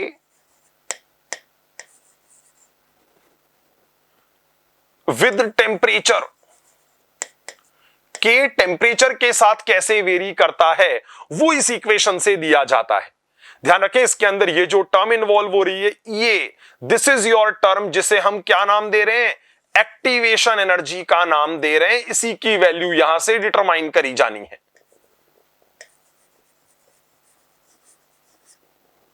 ओके, एक्टिवेशन एनर्जी आपको डिटरमाइन करनी है। जस्ट सी दिस, इन्होंने बोला हुआ है कि रेट कांस्टेंट 5 टाइम्स हो गया। तो बताइए क्या मैं ऐसा अज्यूम कर सकता हूं कि मान लेते हैं पहले रेट कांस्टेंट k के बराबर था, जो अब कितना हो गया है, सपोज 5k के बराबर हो गया है। बताइए, can I see that rate constant has become 5 times. और अगर रेट कांस्टेंट 5 टाइम्स हो गया तो हम ये सारी वैल्यूज यहां पे सब्स्टिट्यूट कर सकते हैं। एक्टिवेशन एनर्जी आपको किलो जूल पर मोल में निकालनी है। ये वाली बात देखें एक बार, तो आपको यहां से ये वाली बात समझ में आनी चाहिए कि अगर हम आर की वैल्यू जूल्स में रख रहे हैं, जस्ट सी दिस, ये हमने आर की वैल्यू किस में रखी हुई है, जूल्स में अगर हमने रखी हुई है, तो यहां से हमारे पास जो आंसर आएगा that activation energy would be in joules, जबकि हमें आंसर किस में निकालना है, किलो जूल्स में निकालना है। तो ये वाली बात जरूर याद रखें। यहां से जब हम कैलकुलेशंस करेंगे तो you will get the EA value as approximately, जो वैल्यू निकल कर आती है that comes out to be 51740 joule per mole. पर हमें इसको किलो जूल्स में एक्सप्रेस करना है तो हम 1000 से डिवाइड कर देंगे और 1000 से डिवाइड करने के बाद एक्टिवेशन एनर्जी की ये वैल्यू आ जाती है। अब जो एक्टिवेशन एनर्जी की वैल्यू आ रही है, इसको अगर आप नियरेस्ट इंटीजर पे राउंड ऑफ करेंगे तो आप ऐसा देख सकते हैं कि 51.74 when rounded off will give you the value as 52। Calculations इस क्वेश्चन में भी थोड़े ज्यादा थे, इसीलिए कई बच्चों ने ये वाला क्वेश्चन स्किप कर दिया था, because they were having a choice. You were only suppose to attempt 5 numerical questions out of the given 10 questions. तो कई सारे क्वेश्चंस ऐसे थे जिनमें कैलकुलेशंस बहुत ज्यादा थी, पर्टिकुलरली फिजिकल केमिस्ट्री से रिलेटेड जो थे, और बच्चों ने उन क्वेश्चंस को स्किप कर दिया था because choice was given to them. Okay, ये केमिकल काइनेटिक्स का सवाल था। इस तरीके से हम इस इक्वेशन को यूज कर सकते हैं, एक्टिवेशन एनर्जी डिटरमाइन कर सकते हैं। पहले जूल्स में आएगी, further it can be converted into kilo joules. चलिए, moving to the next question now. अगला सवाल देखते हैं। यह सवाल इनऑर्गेनिक केमिस्ट्री के ऊपर बेस था। देखें एक बार, इन्होंने यहां पे एस ब्लॉक से ये वाला सवाल लिया हुआ है। Just see this, among the following the number of metals which can be used as electrodes in photoelectric cell is, और आपको बताना है इंटीजर फॉर्म में। वैसे भी सिंपल सोच सकते हैं कि इनमें से कौन कौन से मेटल्स ऐसे हैं जो इलेक्ट्रोड की फॉर्म में यूज होते हैं। तो ध्यान रखें यार, अपने पास में एनसीईआरटी के अंदर ये वाली बात प्रॉपर्ली मेंशन्ड है कि generally potassium and caesium are used. अब मुझे बताएं, पोटेशियम और सीजियम को यूज किया जाता है। Now this is a fact, you need to remember this. Okay, अगर पोटेशियम और सीजियम को यूज किया जाता है, देखिए पोटेशियम तो यहां ऑप्शन है ही नहीं, यहां सिर्फ एक ही ऑप्शन है, कौन सा, सीजियम। तो याद रखें सीजियम को यूज किया जा रहा होता है, इसीलिए हम बोल सकते हैं कि how many of these 4 metals, only one of these 4 metals is actually used. तो हम बोल सकते हैं अगर सिर्फ एक ही मेटल को यूज किया जाएगा तो इस क्वेश्चन का आंसर क्या होएगा, 1 के बराबर आंसर निकल कर आ जाएगा। ओके, ये फैक्ट पता होना चाहिए कि फोटो इलेक्ट्रिक सेल्स की इलेक्ट्रोड्स बनाने के लिए सिर्फ कॉमनली कौन कौन से एल्कली मेटल्स यूज करे जाते हैं, पोटेशियम एंड सीजियम का यूज किया जाता है। You should have an idea about this. Okay, S block से रिलेटेड ये वाला क्वेश्चन था।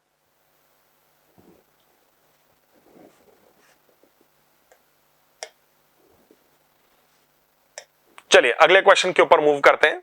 अगले क्वेश्चन में इन्होंने पूछा हुआ है the spin only magnetic moment of a divalent ion in aqueous solution of atomic number 29। अब देखिए, एटॉमिक नंबर 29 की बात करी हुई है, आपको पता है atomic number 29 would actually correspond to copper.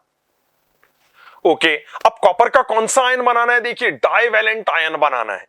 So basically देखें, सबसे पहले हमने क्या कर लिया, हमने Z बराबर 29 से कॉपर देख लिया, कॉपर की इलेक्ट्रॉनिक कॉन्फ़िगरेशन लिख ली और फिर हमने उसका डाइवैलेंट आयन बना दिया। This is the divalent ion this is the divalent ion that we need to talk about. ठीक है, पहले एक इलेक्ट्रॉन 4s में से निकला, फिर एक इलेक्ट्रॉन 3d में से निकला। This is going to be the configuration. अब देखिए, बेसिकली कॉपर 2+ है, अगर मैं उसके इलेक्ट्रॉन्स को फिल कर दूं तो हम देखेंगे यहां पे क्या होएगा, ये रे 3d के ऑर्बिटल्स और हमने इलेक्ट्रॉन्स की फिलिंग कर दी। 9 इलेक्ट्रॉन्स है, 9 इलेक्ट्रॉन्स को इस तरीके से फिल किया जा सकता है। नाउ कैन यू सी, यहां पे एक अनपेयर्ड इलेक्ट्रॉन हमारे पास रह गया है। Yes, I can say this is the unpaired electron and this is going to make the n value as 1। हमसे क्या पूछा गया है, स्पिन ओनली मैग्नेटिक मोमेंट। आपको पता है इसी प्रॉपर्टी के ऊपर बेस्ड इसी पेपर में एक और पहले भी सवाल था जब हमने कोऑर्डिनेशन कंपाउंड्स के अंदर ये वाला काम किया था। यहां ये एक्वासाइन के बारे में पूछ रहे हैं, तो एक्वासाइन के अंदर हम क्या बोलेंगे, अगर एक अनपेयर्ड इलेक्ट्रॉन है तो मैग्नेटिक मोमेंट का ये वाला फॉर्मूला लगाया जा सकता है, and this way we can have the answer as 1.732 √3 के बराबर वैल्यू आ जाती है। ओके अगर हम इसको राउंड ऑफ करेंगे नियरेस्ट इंटीजर पे, तो राउंड ऑफ करने के बाद this value will come out to be 2। This is going to be the correct answer. Okay magnetic moment के साथ में अगर यहां पे हम स्पिन भी लिख देंगे तो थोड़ा सा बेटर रहेगा। The magnetic moment formula that we are using is for spin magnetic moment. You should be able to understand this thing. इसको अगर हम चाहें तो इसको हम एटॉमिक स्ट्रक्चर से भी रिलेट कर सकते हैं, इसको अगर हम चाहें तो हम डी ब्लॉक से भी रिलेट कर सकते हैं, इसको अगर हम चाहें तो हम कोऑर्डिनेशन कंपाउंड से भी रिलेट कर सकते हैं। ओके एक्वा सॉल्यूशन में कॉपर आयन जो होगा वो इसी फॉर्म में रहेगा। Corresponding to that we can say it will be having 1 unpaired electron and 1 unpaired electron के हिसाब से ये डेटा ऑब्टेन होकर आ जाएगा। राउंड ऑफ कर देंगे तो हमारे पास मैग्नेटिक मोमेंट की वैल्यू कितनी आ रही है, नियरेस्ट इंटीजर के हिसाब से देखें तो जो वैल्यू है वो राउंड ऑफ होके 2 के बराबर निकल कर आ जाती है। ओके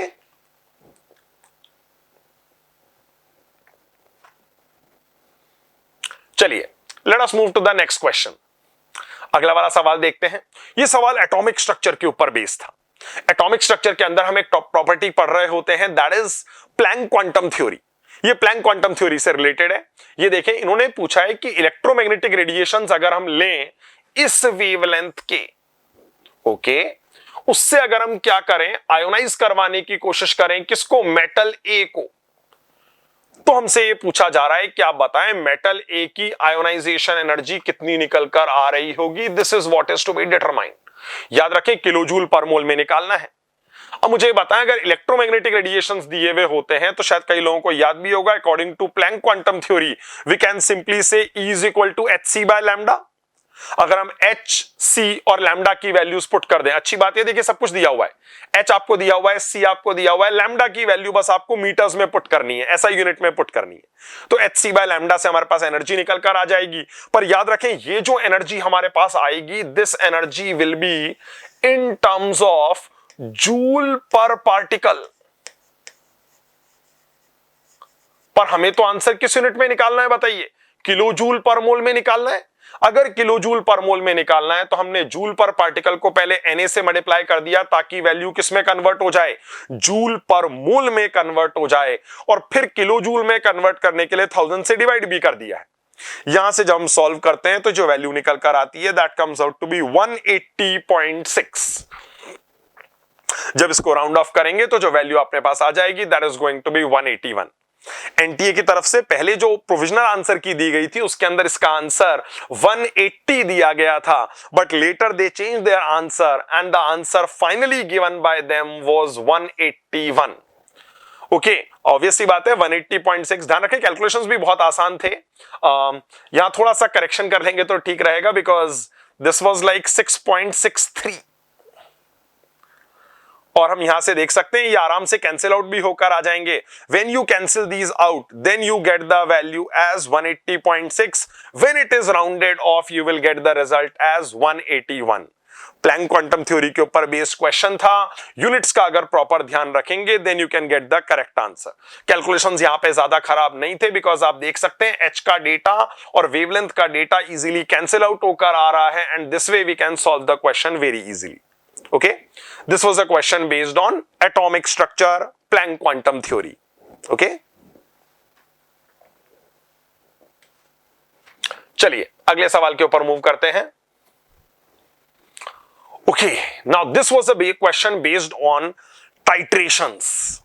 जैसे प्रैक्टिकल्स अगर हम करते हैं लैब में तो हम कई बार रेडॉक्स टाइट्रेशंस की बात करते हैं, कई बार हम एसिड बेस्ड टाइट्रेशंस की बात करते हैं। बेसिकली ये जो क्वेश्चन था this was based on acid based titrations. कैसे इस सवाल को मैनेज करना था ये देखते हैं एक बार। मैंने बोला कौन सा वाला टाइट्रेशन है, एसिड बेस्ड टाइप का टाइट्रेशन है जिसके बारे में हम लोग बातचीत करेंगे। एसिड को मैंने ए से रिप्रेजेंट कर दिया, बेस को बी से रिप्रेजेंट कर दिया। So basically we are talking about acid based titrations. Okay ध्यान रखिए, देखो इन्होंने बोला है कि NaOH का हमने टाइट्रेशन करवाया इस स्ट्रेंथ के ऑक्सैलिक एसिड के सॉल्यूशन के साथ, ब्यूरेट से हमको ये रीडिंग्स मिली।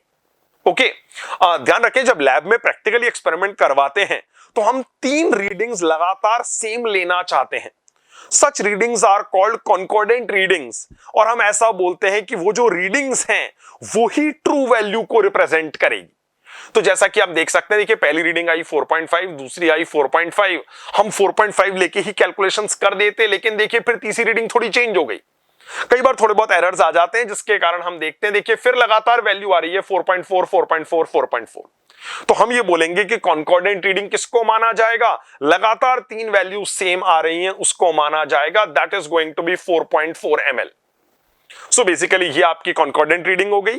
अब हम क्या करेंगे? अब हम यहां पे इक्विवेलेंट कॉन्सेप्ट अप्लाई करेंगे और हम बोलेंगे कि NaOH के मिली इक्विवेलेंट्स किसके बराबर हो जाएंगे? ऑक्सैलिक एसिड के मिली इक्विवेलेंट्स के बराबर हो जाएंगे। यहां आप देख सकते हैं ये वाली बात। फर्दर हम जानते हैं NaOH में से तो एक ही OH माइनस आएगा, इसीलिए उसका जो वैलेंसी फैक्टर रहेगा that is going to be 1। लेकिन ऑक्सैलिक एसिड में तो दो एसिडिक हाइड्रोजन है, इसीलिए उसका जो वैलेंसी फैक्टर रहेगा that is going to be 2। यहां हमने मिली इक्विवेलेंट्स के लिए जो रिलेशन यूज किया हुआ है, you might be knowing that. अगर जानते हैं तो अच्छी बात है, वरना देख लें। मिली इक्विवेलेंट्स के बारे में अगर हम बात कर रहे हैं तो हम ऐसा बोल देते हैं कि मिली इक्विवेलेंट्स ऑफ सोल्यूट अगर आपको यूज करने एक सॉल्यूशन में से, तो मिली इक्विवेलेंट्स ऑफ सोल्यूट को कैसे लिखा जा सकता है? हम उसे लिख देते हैं molarity into valency factor into volume of the solution to be taken in ml। Just say this, volume of the solution मैं बोल रहा हूं, और हम किस में लेंगे volume of the solution? ml में ले लेंगे। यहां देखें हमने मिली इक्विवेलेंट्स का यही फॉर्मूला यूज किया हुआ है, molarity into valency factor into volume in ml, और यहां भी यही यूज किया हुआ है, molarity into valency factor into volume in ml। यहां से जब मोलैरिटी की वैल्यू निकालते हैं the value comes out to be 5.68 molar solution. Okay, अब 5.68 मोलर सॉल्यूशन कौन सा वाला आया है हमारे पास में? NaOH सॉल्यूशन की मोलैरिटी निकल कर आई है, but we were suppose to round it off to the nearest integer, और जब राउंड ऑफ करेंगे तो 5.68 राउंड ऑफ होके कितना हो जाएगा? 6 के बराबर होकर आ जाएगा। तो we can see 6 is going to be the correct value here. Okay, so integer type अगर हम बात करें तो इंटीजर टाइप आंसर हमको क्या रिपोर्ट करना था? 6 के बराबर आंसर रिपोर्ट करना था। This was the correct answer. Question में कैलकुलेशंस भी ज्यादा नहीं थे एंड कॉन्सेप्चुअली भी अच्छा क्वेश्चन था। We should have an idea about this. Okay, चलिए ये हमने बात करी इक्विवेलेंट कॉन्सेप्ट से रिलेटेड क्वेश्चन की। Let us move to the next question now.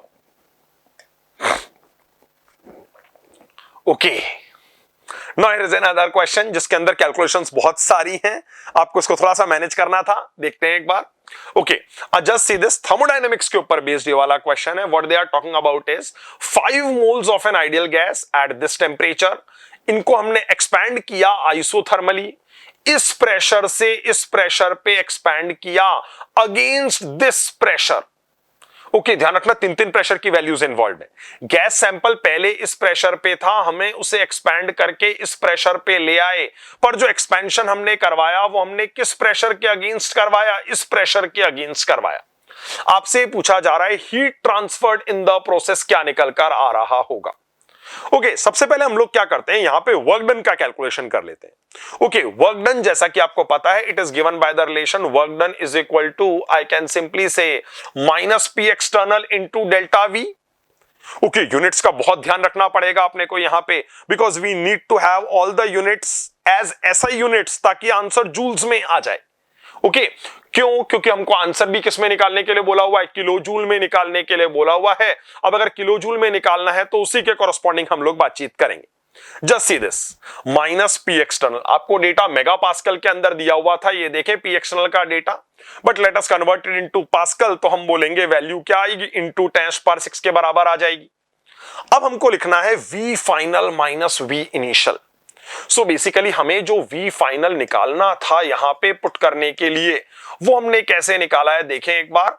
We have used the relation nRT final by P final. Just see, number of moles आपको दिए हुए हैं 5, आर की वैल्यू मैंने ऐसा यूनिट वाली वैल्यू पुट कर दी है, टेम्परेचर इन्होंने बोला हुआ है 293 केल्विन है, and they have said that the process is isothermal. इसका मतलब प्रोसेस में टेम्परेचर क्या रह रहा है? कांस्टेंट रह रहा है। और अगर टेम्परेचर कांस्टेंट है तो हम सीधा 293 केल्विन वाली वैल्यू पुट कर सकते हैं। बाय नीचे हमको क्या पुट करना पड़ेगा? Final pressure. What is the final pressure?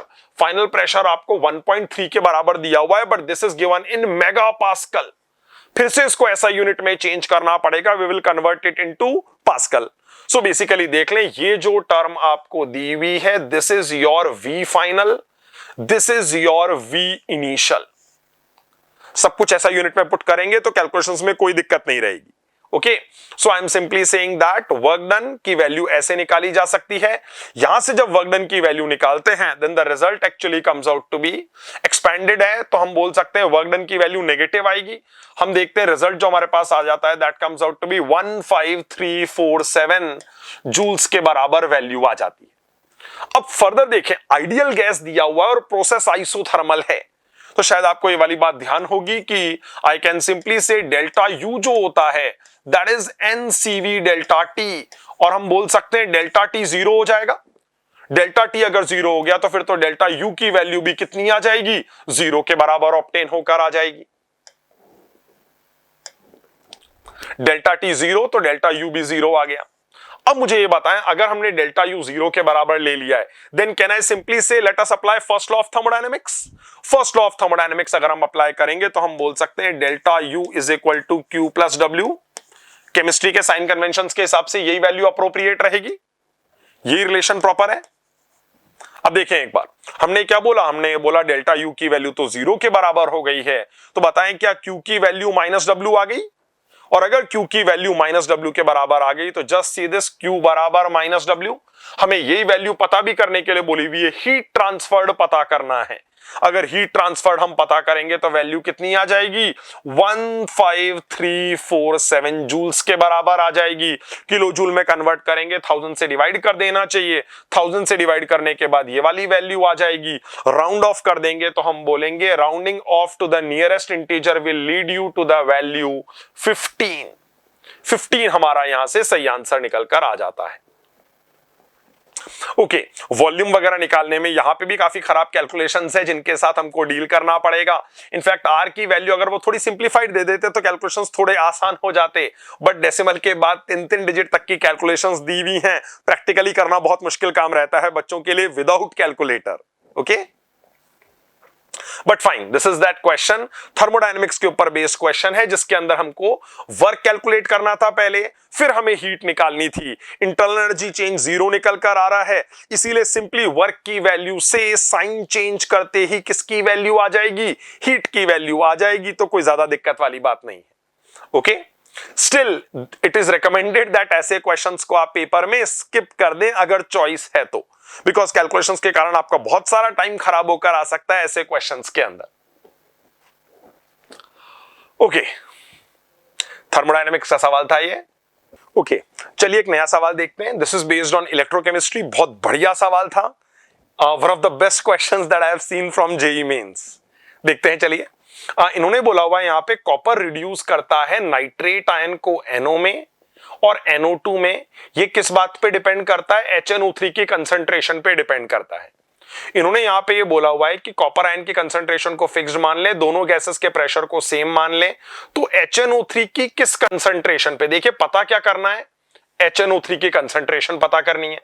और हमसे क्या बोला हुआ है? Thermodynamic tendency for reduction is same. Okay, वो कंसंट्रेशन हमको HNO3 की पता करनी है जिसपे दोनों के रिडक्शन की थर्मोडायनेमिक टेंडेंसी क्या हो जाएगी? सेम। अब थर्मोडायनेमिक टेंडेंसी सेम तब हो जाती है जब हम बोलेंगे दोनों केसेस में इलेक्ट्रोड पोटेंशियल की वैल्यू क्या हो जाए? सेम होकर आ जाए। अगर इलेक्ट्रोड पोटेंशियल की वैल्यू हमको सेम करनी है तो हम यहां पे क्या कर सकते हैं? Let us see that. देखिए यहां ये रिएक्शन आपके सामने लिखा हुआ है, this is actually the reaction of copper converting nitrate ion into NO2। Better है हम लोग क्या कर लें, हम नाइट्रेट आयन को NO2 में कन्वर्ट करने का रिएक्शन अलग से सेपरेट कर लेते हैं, कॉपर आयन वाले रिएक्शन को अलग रहने देते हैं। तो just see that what is going to be the reaction. Nitrate ion है किस में कन्वर्ट होकर आएगा, NO2 में कन्वर्ट होकर आएगा। अगर हम इसकी बैलेंसिंग करें तो बेसिकली बैलेंसिंग इस टाइप की होकर आ जाएगी, 2 नाइट्रेट आयन है, साथ में हमारे पास 4 H+ आयंस आ जाएंगे। नंबर ऑफ इलेक्ट्रॉन्स की अगर हम बात करें, copper is getting oxidised so nitrate must be getting reduced. ये 2 इलेक्ट्रॉन्स गेन कर लेगा और इससे हमारे पास क्या प्रोडक्ट बनकर आ जाता है, the product is going to be 2NO2 + 2H2O। ये रिएक्शन हो जाएगा। अब देखिए, अगर मैं इसी रिएक्शन के हिसाब से क्या अप्लाई कर देता हूं, यहां पे नर्स्ट इक्वेशन अप्लाई कर देता हूं, तो हम देखेंगे कैसी इक्वेशन आ जाएगी। Just see, for this electrode I am applying Nernst equation. तो देखते हैं, E of the electrode is equal to E0 minus 0.059/2। Why is the number 2 used here? क्योंकि नंबर ऑफ इलेक्ट्रॉन्स कितने इन्वॉल्व हो रहे हैं, 2 के बराबर इन्वॉल्व हो रहे हैं। तो देखिए, ये 2 की वैल्यू यहां पे यूज कर दी गई है। log to the base 10 1 upon, हमें बताइए यहां पे क्या लिखना होगा, हमें लिखना होगा नाइट्रेट की कंसंट्रेशन का स्क्वायर और H+ की कंसंट्रेशन की पावर 4। अब इन्होंने HNO3 की कंसंट्रेशन मानी हुई है कितनी, 10⁻x के बराबर। अब बताइए, HNO3 से तो H+ और नाइट्रेट आयन दोनों ही कितने आएंगे, सेम कंसंट्रेशन पे आएंगे। सो बेसिकली हम बोल सकते हैं कि H+ की कंसंट्रेशन भी कितनी है, 10⁻x के बराबर दी हुई है, और नाइट्रेट की कंसंट्रेशन भी कितनी दी हुई है, 10⁻x के बराबर दी हुई।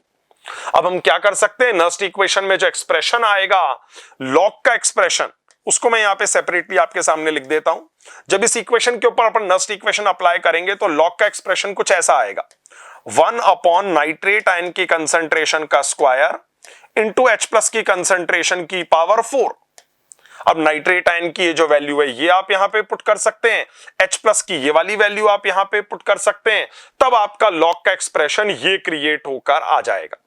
यहां थोड़ा सा मिसप्रिंट हो गया था, तो I have corrected that, instead of x the value is going to be 10⁻x। तो ये देखिए, दोनों की वैल्यूज हमने पुट कर दी, तो ऐसा एक्सप्रेशन क्रिएट होकर आ जाएगा। And corresponding to the given data this is going to be the value. Let this be our equation 1। Then हमने क्या कर दिया, हमने दूसरी इक्वेशन लिख दी, जिसमें हम नाइट्रेट आयन को किस में कन्वर्ट करवा रहे हैं, NO में कन्वर्ट करवा रहे हैं। नाइट्रेट आयन को जब NO में कन्वर्ट करवाएंगे तो उसके corresponding let us write the separate equation then. तो बताइए, इसके कॉरस्पॉन्डिंग क्या इक्वेशन हो जानी चाहिए। अगर हम इसी इक्वेशन को सेपरेट कर लेते हैं तो हम बोल सकते हैं twice nitrate ion combining with 8 H+ आयन। फाइन, देन आगे क्या होकर आएगा हमारे पास में, कॉपर गेटिंग ऑक्सीडाइज्ड, सो हम बोलेंगे nitrate getting reduced. Number of electrons यहां जो इन्वॉल्व होकर आ जाएंगे, that is going to be 6 electrons involve होकर हमारे पास आ जाएंगे। And I can say what is going to be the product, twice NO बनकर आ रहा है और साथ में 4 H2O प्रोडक्ट बनकर आ रहा है। अब यहां पे भी अगर आप नर्स्ट इक्वेशन अप्लाई करेंगे तो देखिए, इन दोनों का कंसंट्रेशन तो वही हो जाएगी जो मैंने बताया था अभी अभी, 10⁻x के बराबर। और अगर हम यहां से लॉग का एक्सप्रेशन निकालते हैं तो जो लॉग का एक्सप्रेशन निकल कर आ रहा होगा, that will be 1 over nitrate ion का स्क्वायर, और साथ में हम बोल सकते हैं H+ की कंसंट्रेशन की पावर 8 के बराबर वैल्यू आ जाएगी। अगेन ये वाली वैल्यू हम यहां पुट कर सकते हैं, ये वाली वैल्यू हम यहां पुट कर सकते हैं। अगर ये दोनों वैल्यूज हम पुट कर देंगे तो लॉग का ऐसा वाला एक्सप्रेशन यहां जनरेट होकर आ जाएगा। ठीक है, नंबर ऑफ इलेक्ट्रॉन 6 के बराबर आपको समझ में आने चाहिए। वाई सो, बिकॉज हम देख रहे हैं रिएक्शन को बैलेंस करने में कितने इलेक्ट्रॉन्स इन्वॉल्व हो रहे हैं, 6 इलेक्ट्रॉन्स इन्वॉल्व हो रहे हैं। तो बेसिकली हम यहां से पोटेंशियल निकालेंगे, यहां से पोटेंशियल निकालेंगे और दोनों पोटेंशियल्स को इक्वेट कर देंगे, क्योंकि मैंने कहा था थर्मोडायनेमिक टेंडेंसी सेम होने का क्या मतलब है कि दोनों का पोटेंशियल सेम हो जाना चाहिए। तो जस्ट सीधे हमने फ्रॉम 1 और 2 क्या काम कर दिया है, यहां पे पहले से आने वाले पोटेंशियल और दूसरे से आने वाले पोटेंशियल को इक्वेट कर दिया है। जब हम इक्वेट करके इसको सॉल्व करेंगे तो जो x की वैल्यू हमारे पास निकल कर आती है, दैट इज 2.16।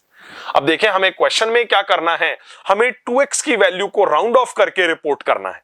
अगर हम यहां 2x की वैल्यू निकालेंगे तो 2x की जो वैल्यू हमारे पास आएगी, that will be 4.32।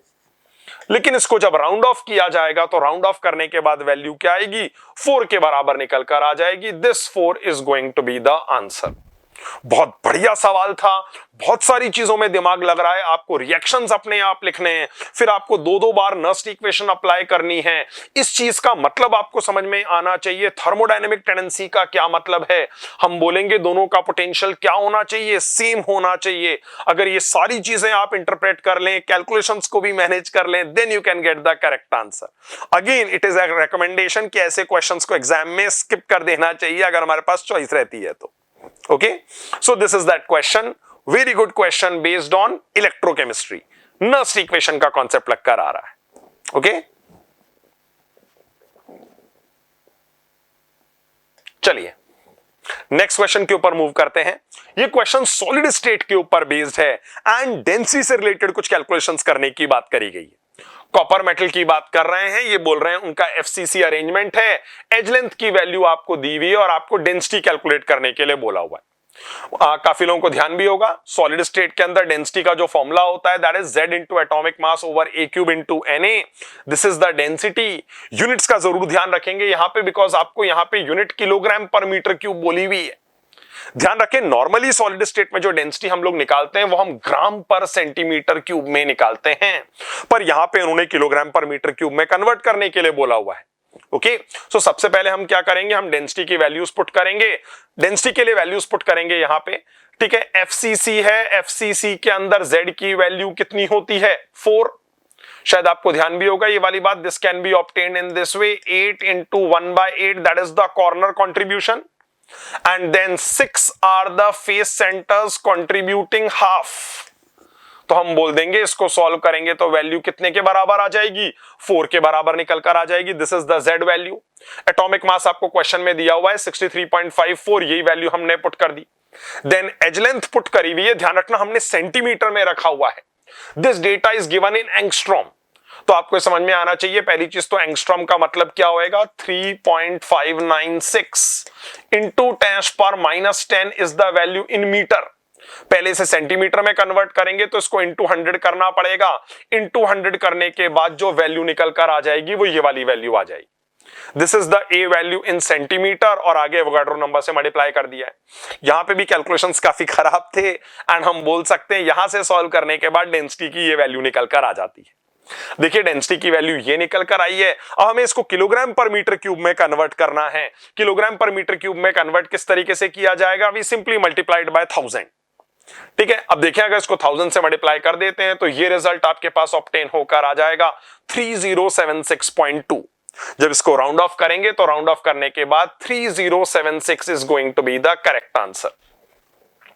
Again calculations के हिसाब से एक बहुत खराब क्वेश्चन, क्यों, क्योंकि आपको ये समझ में आना चाहिए कि आपको ये डेंसिटी बहुत एक्यूरेट लेवल तक निकालनी पड़ेगी। क्योंकि सोचिए अगर आपने मान लीजिए यहां तक का डेटा निकाला होता, जस्ट आपने कितना निकाला होता 9.07 तक का डेटा अगर आपने निकाला होता, ठीक है, तो आपको ये समझ में आएगा कि इंटू 1000 करने पे आपका आंसर अप्रोप्रिएट नहीं आएगा।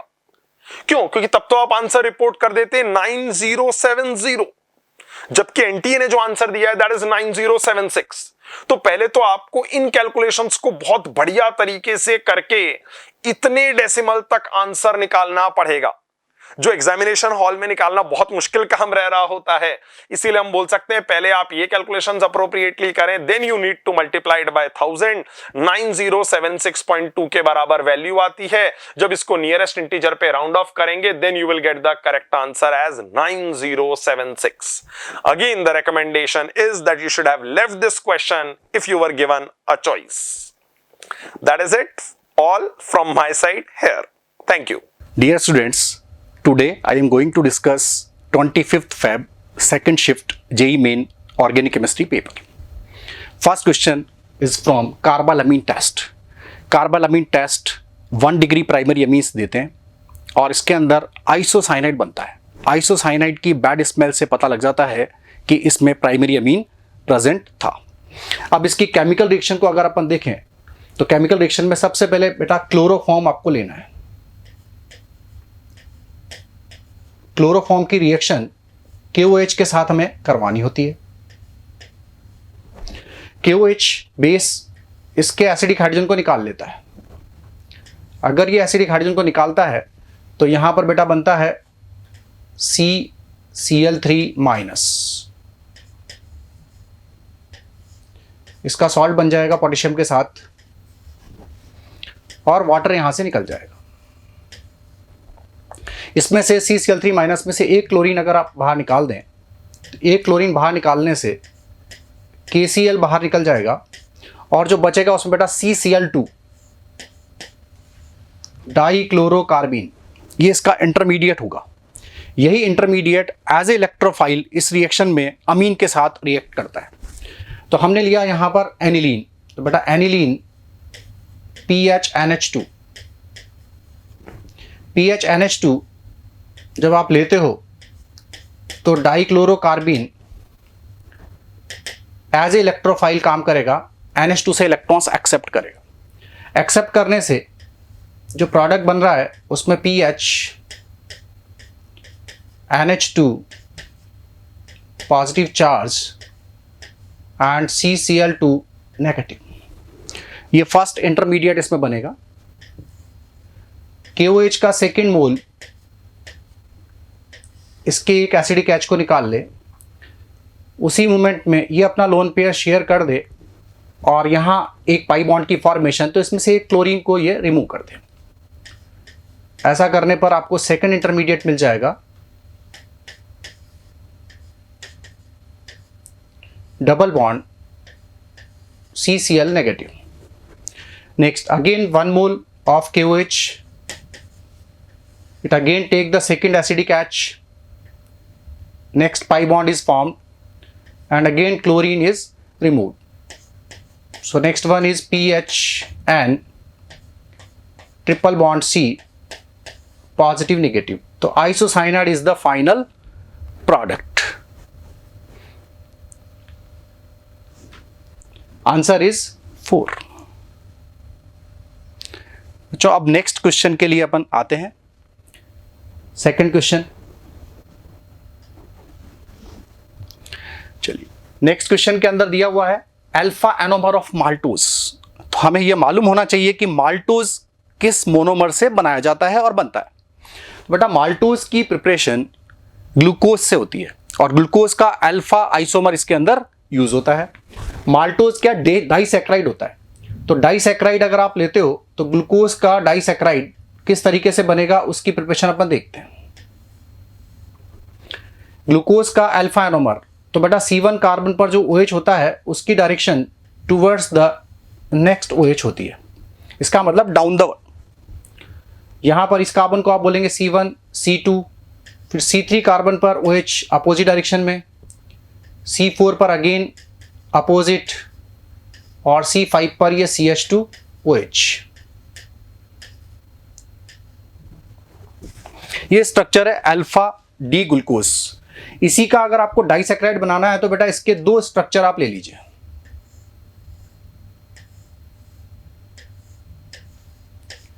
और 2 स्ट्रक्चर को फिर आप रिएक्ट करके कंडेंस करके उसमें से एक वाटर मॉलिक्यूल रिमूव कर दीजिए।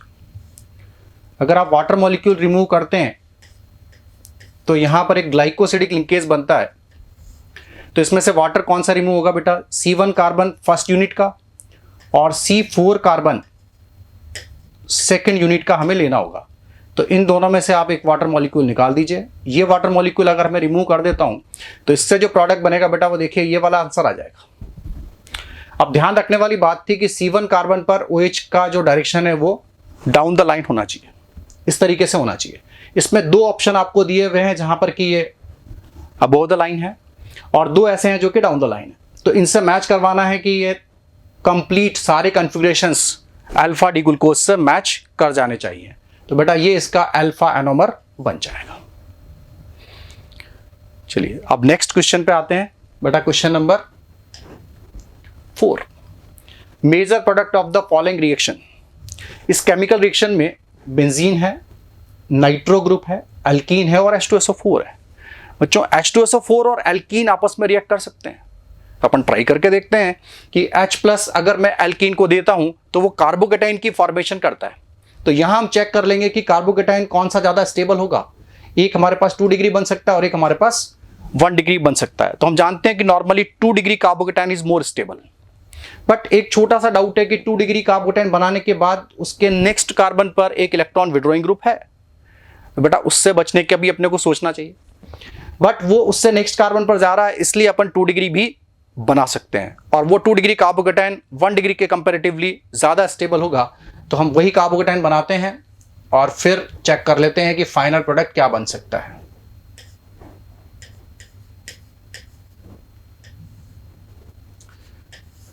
इसकी केमिकल रिएक्शन करें H2SO4 से, तो ये H+ देता है, और अगर ये H+ देता है तो क्या बनाएंगे वो देखते हैं एक बार। एल्कीन ने H+ गेन किया,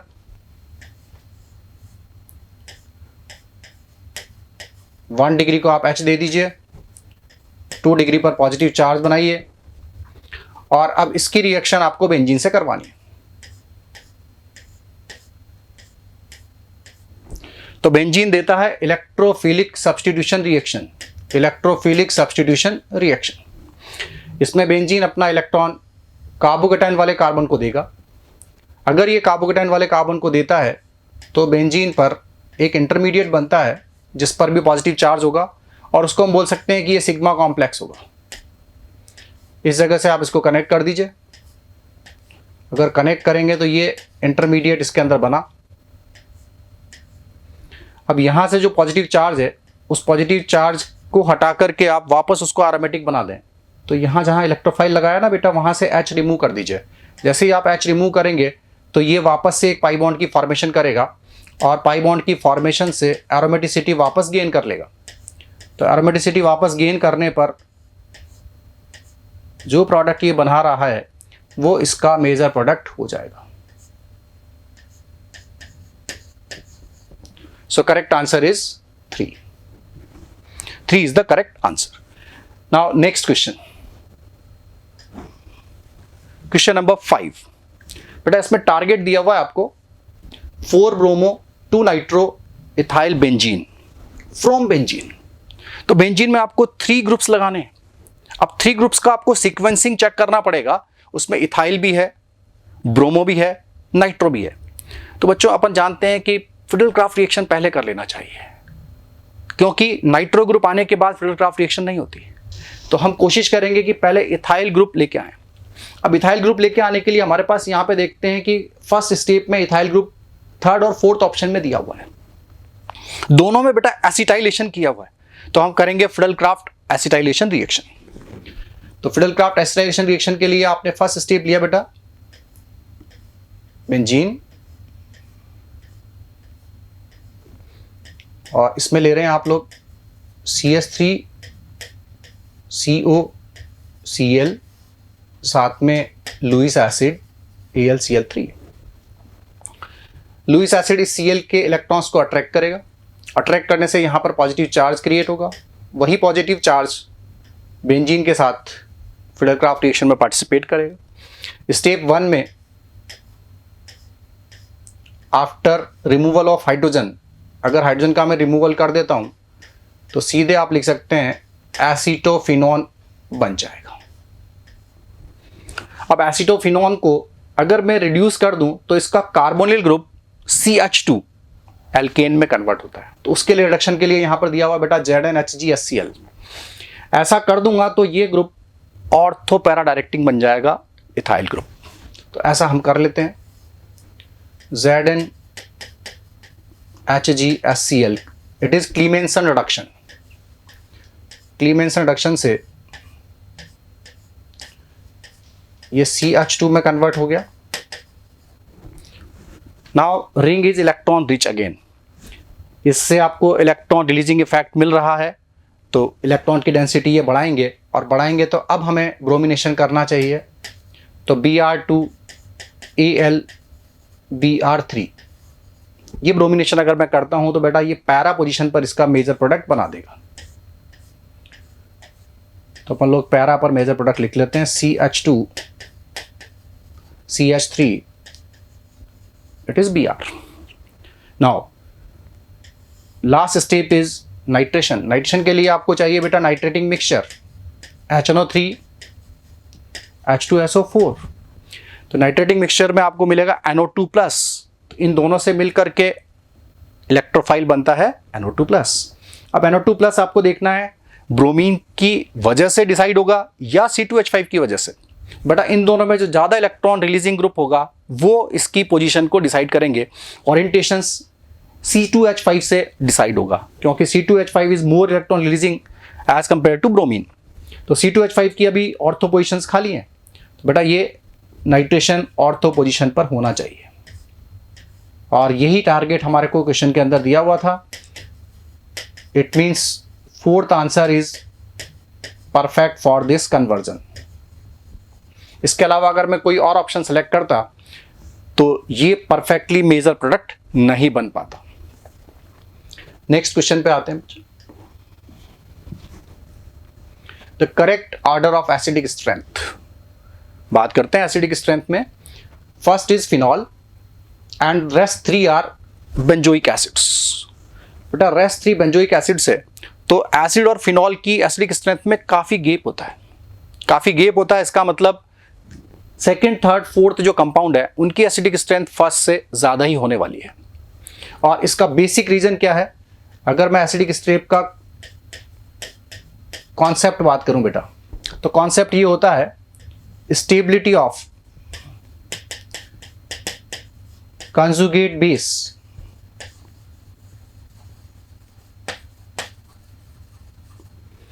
increases acidic strength, that is the acid dissociation constant is also increases, Ka is also increases। यहां पर अगर मैं इसके अंदर इनके कंजुगेट बेस लिखता हूं तो फर्स्ट वाले का आप लिखिए, देखिए फिनॉक्साइड,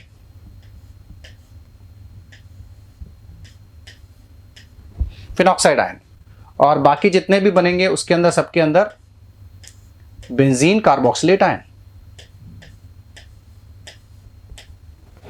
तो बेंजीन कार्बोक्सिलेट आयन का डीलोकलाइजेशन O से O के साथ ये बेटर होता है, और ये बेटर होता है तो इसको अपन देखते हैं इस तरीके से लिखा जा सकता था, बिकॉज ये O नेगेटिव पर ही शिफ्ट हो रहा है। इसका मतलब नेगेटिव चार्ज ऑक्सीजन पर ही शिफ्ट होगा, वो ज़्यादा स्टेबलाइज होगा as compare to oxygen charge carbon पे शिफ्ट हो। तो हम कह सकते हैं कि स्टेबिलिटी में बेंजोइक एसिड वाले ज़्यादा स्टेबल होंगे। तो अब इन तीनों में देख लीजिए, इन तीनों में नेगेटिव चार्ज को स्टेबलाइज करने वाला कौन होगा? बेटा इलेक्ट्रॉन विड्रॉइंग ग्रुप। तो NO2 ग्रुप की इलेक्ट्रॉन विड्रॉइंग नेचर सबसे ज़्यादा होगी। तो NO2 दो तरीके का इफेक्ट लगा सकता है, -M -I, दोनों इलेक्ट्रॉन विड्रॉइंग ग्रुप्स हैं। तो ये एसिडिक स्ट्रेंथ को ज़्यादा बढ़ाएंगे, इसका मतलब ये नंबर 1 पे हो जाएगा। तो अगर मैं आंसर में लिखता हूं तो सबसे पहले मुझे मिलेगा बेटा सेकेंड नंबर। अब बात करते हैं थर्ड और फोर्थ। तो थर्ड के अंदर कोई एक्स्ट्रा ग्रुप नहीं है, फोर्थ के अंदर एक ग्रुप है जो कि इलेक्ट्रॉन्स रिलीज कर सकता है। इसका इफेक्ट का नेचर होता है हाइपर कंजुगेशन और इंडक्टिव इफेक्ट। ये दोनों पॉजिटिव इफेक्ट है। तो पॉजिटिव इफेक्ट है तो थोड़ा एसिडिक स्ट्रेंथ को डिक्रीज करेंगे। तो यहां मैं लिख सकता हूं कि third is better than fourth, और फिनॉल सबसे लास्ट में आने वाला है। तो इसका फाइनल आंसर हो जाएगा बेटा 2, 3, 4, 1, जो कि इसका फोर्थ ऑप्शन गिवन है। नेक्स्ट क्वेश्चन की बात करते हैं। Question number 8, nitration of aniline दिया है। 3 प्रोडक्ट्स इन्होंने दिखाए हैं ABC, उनके बारे में कुछ कमेंट्स बता रहे हैं। तो यहां पर पैरा, मेटा और ऑर्थो तीनों प्रोडक्ट्स इन्होंने बना दिए हैं। इसका अगर मैं पहले मैकेनिज्म बात कर लूं फिर हम स्टेटमेंट पढ़ लेंगे। बेटा एनिलीन के अंदर जब आप नाइट्रेशन करवाते हो तो एनिलीन का नेचर थोड़ा बेसिक भी होता है। तो नाइट्रेशन करवाएंगे तो एसिडिक मीडियम में ये एसिड के H को एक्सेप्ट कर सकता है। अगर एसिड के H को ये एक्सेप्ट कर लेगा तो ये कंपाउंड एनिलीनियम आयन में कन्वर्ट हो जाएगा, और एनिलीनियम आयन का जो इफेक्ट है वो इफेक्ट है बेटा electron withdrawing effect, -I effect.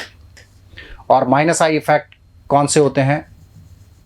Meta directing. Meta directing, तो जितने मॉलिक्यूल्स एनिलीनियम आयन में कन्वर्ट हो जाएंगे वो सब मेटा प्रोडक्ट बनाएंगे। बट जो इसके एनिलीनियम आयन में कन्वर्ट होने से पहले पार्टिसिपेट करेंगे वो ऑर्थो और पैरा प्रोडक्ट्स बनाएंगे। तो अपने को देखना है कि इसके अंदर ये प्रोडक्ट्स तो तीनों ही बनेंगे, और इन प्रोडक्ट्स का रेशो क्या रहता है? बेटा पैरा वाला प्रोडक्ट सबसे फास्ट बन रहा है, तो इसका परसेंटेज 51% आता है। मेटा वाले का परसेंटेज 47% आता है और ऑर्थो वाले का परसेंटेज ओनली 2% आता है। अब इसका रीजन जानने की कोशिश करते हैं और इसमें से सेलेक्ट कर लेते हैं। NH2 group is ortho para directing, so product B is not possible. 50% statement सही है बट 50% गलत है, इसका मतलब ये करेक्ट आंसर नहीं है। यहां पर बी प्रोडक्ट भी बन रहा है।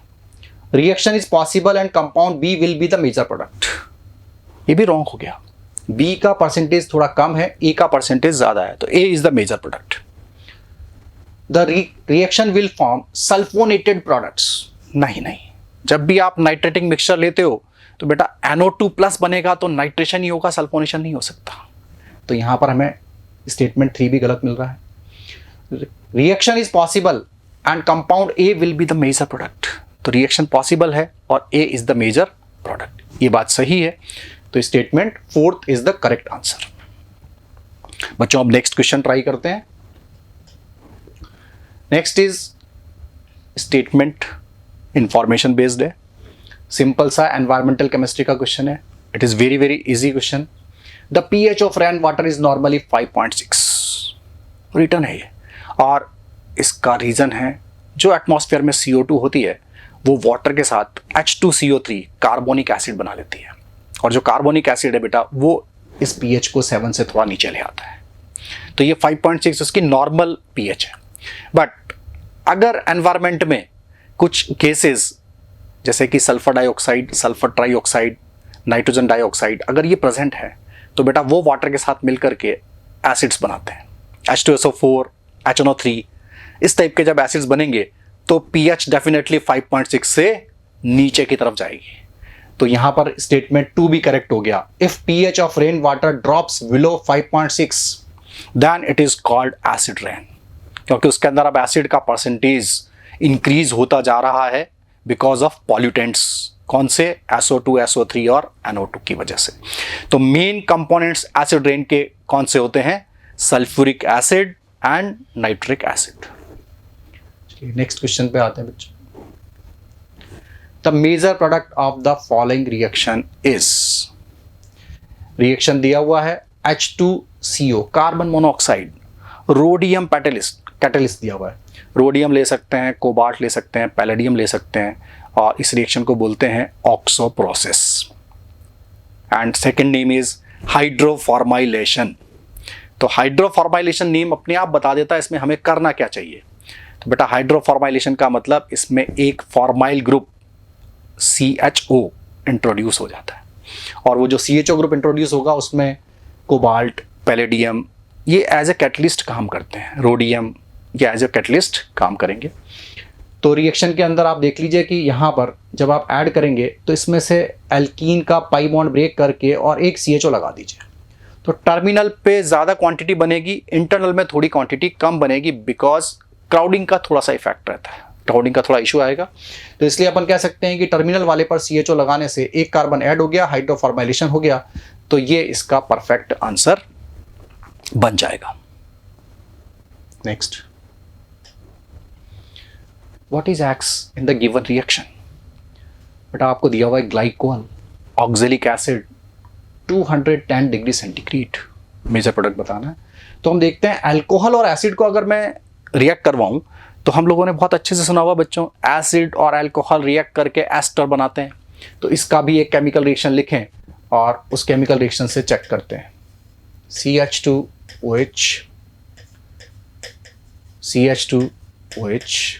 ग्लाइकोल लिया आपने और ऑक्जेलिक एसिड,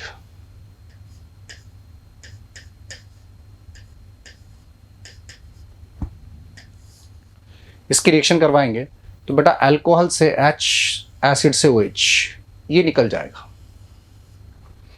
ये निकाल दीजिए, आप हीट कर ही रहे हैं तो वाटर इसमें से इवेपोरेट हो जाएगा। इवेपोरेट होने के बाद जो हमारे पास बचता है साइक्लिक एस्टर बचेगा, इसको आप इस तरीके से लिख सकते हो। इस साइक्लिक एस्टर में फिर से बेटा रिएक्शन होगी और रीअरेंजमेंट होगा, जिसको पेरिसाइक्लिक टाइप ऑफ रिएक्शंस बोलते हैं। तो इस रीअरेंजमेंट में क्या होगा, ये बॉन्ड यहाँ से ब्रेक हुआ तो यहाँ डबल बॉन्ड में convert.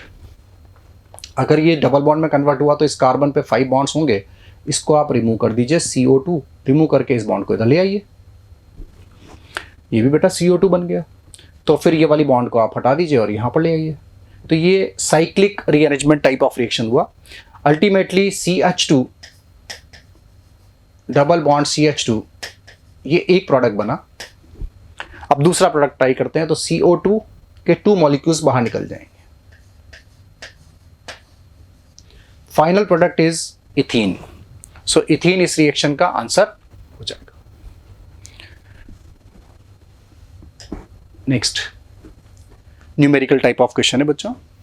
The number of compounds given below which contains COOH group. 4 compounds given है, आपको अगर स्ट्रक्चर्स पता थे तो आपका आंसर सही रहा होगा। बाकी स्ट्रक्चर्स को मैं एक बार बता देता हूं। फर्स्ट सल्फेनिलिक एसिड,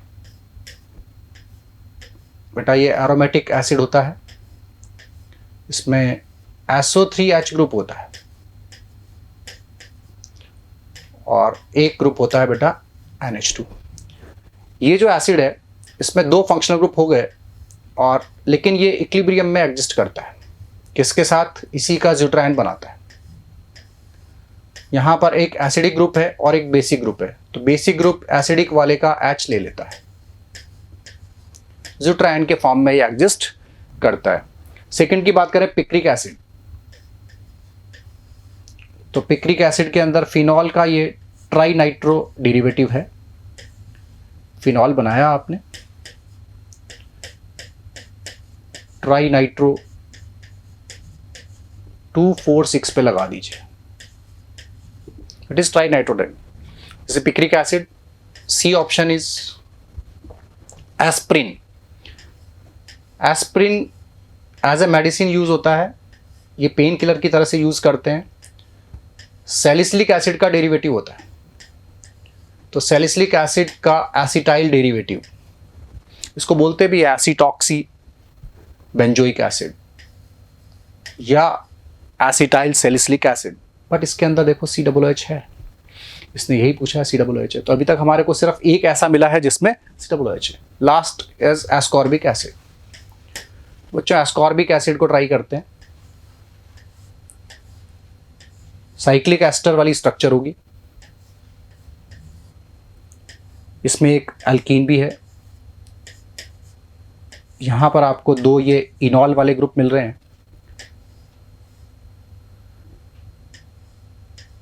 और 2 OH इसके अंदर और होते हैं। तो टोटल इसके अंदर 4 हाइड्रोक्सी ग्रुप है, बट COOH ग्रुप एक भी नहीं है। इसका मतलब हमारे लिए इस क्वेश्चन का आंसर होगा ओनली 1। Thank you.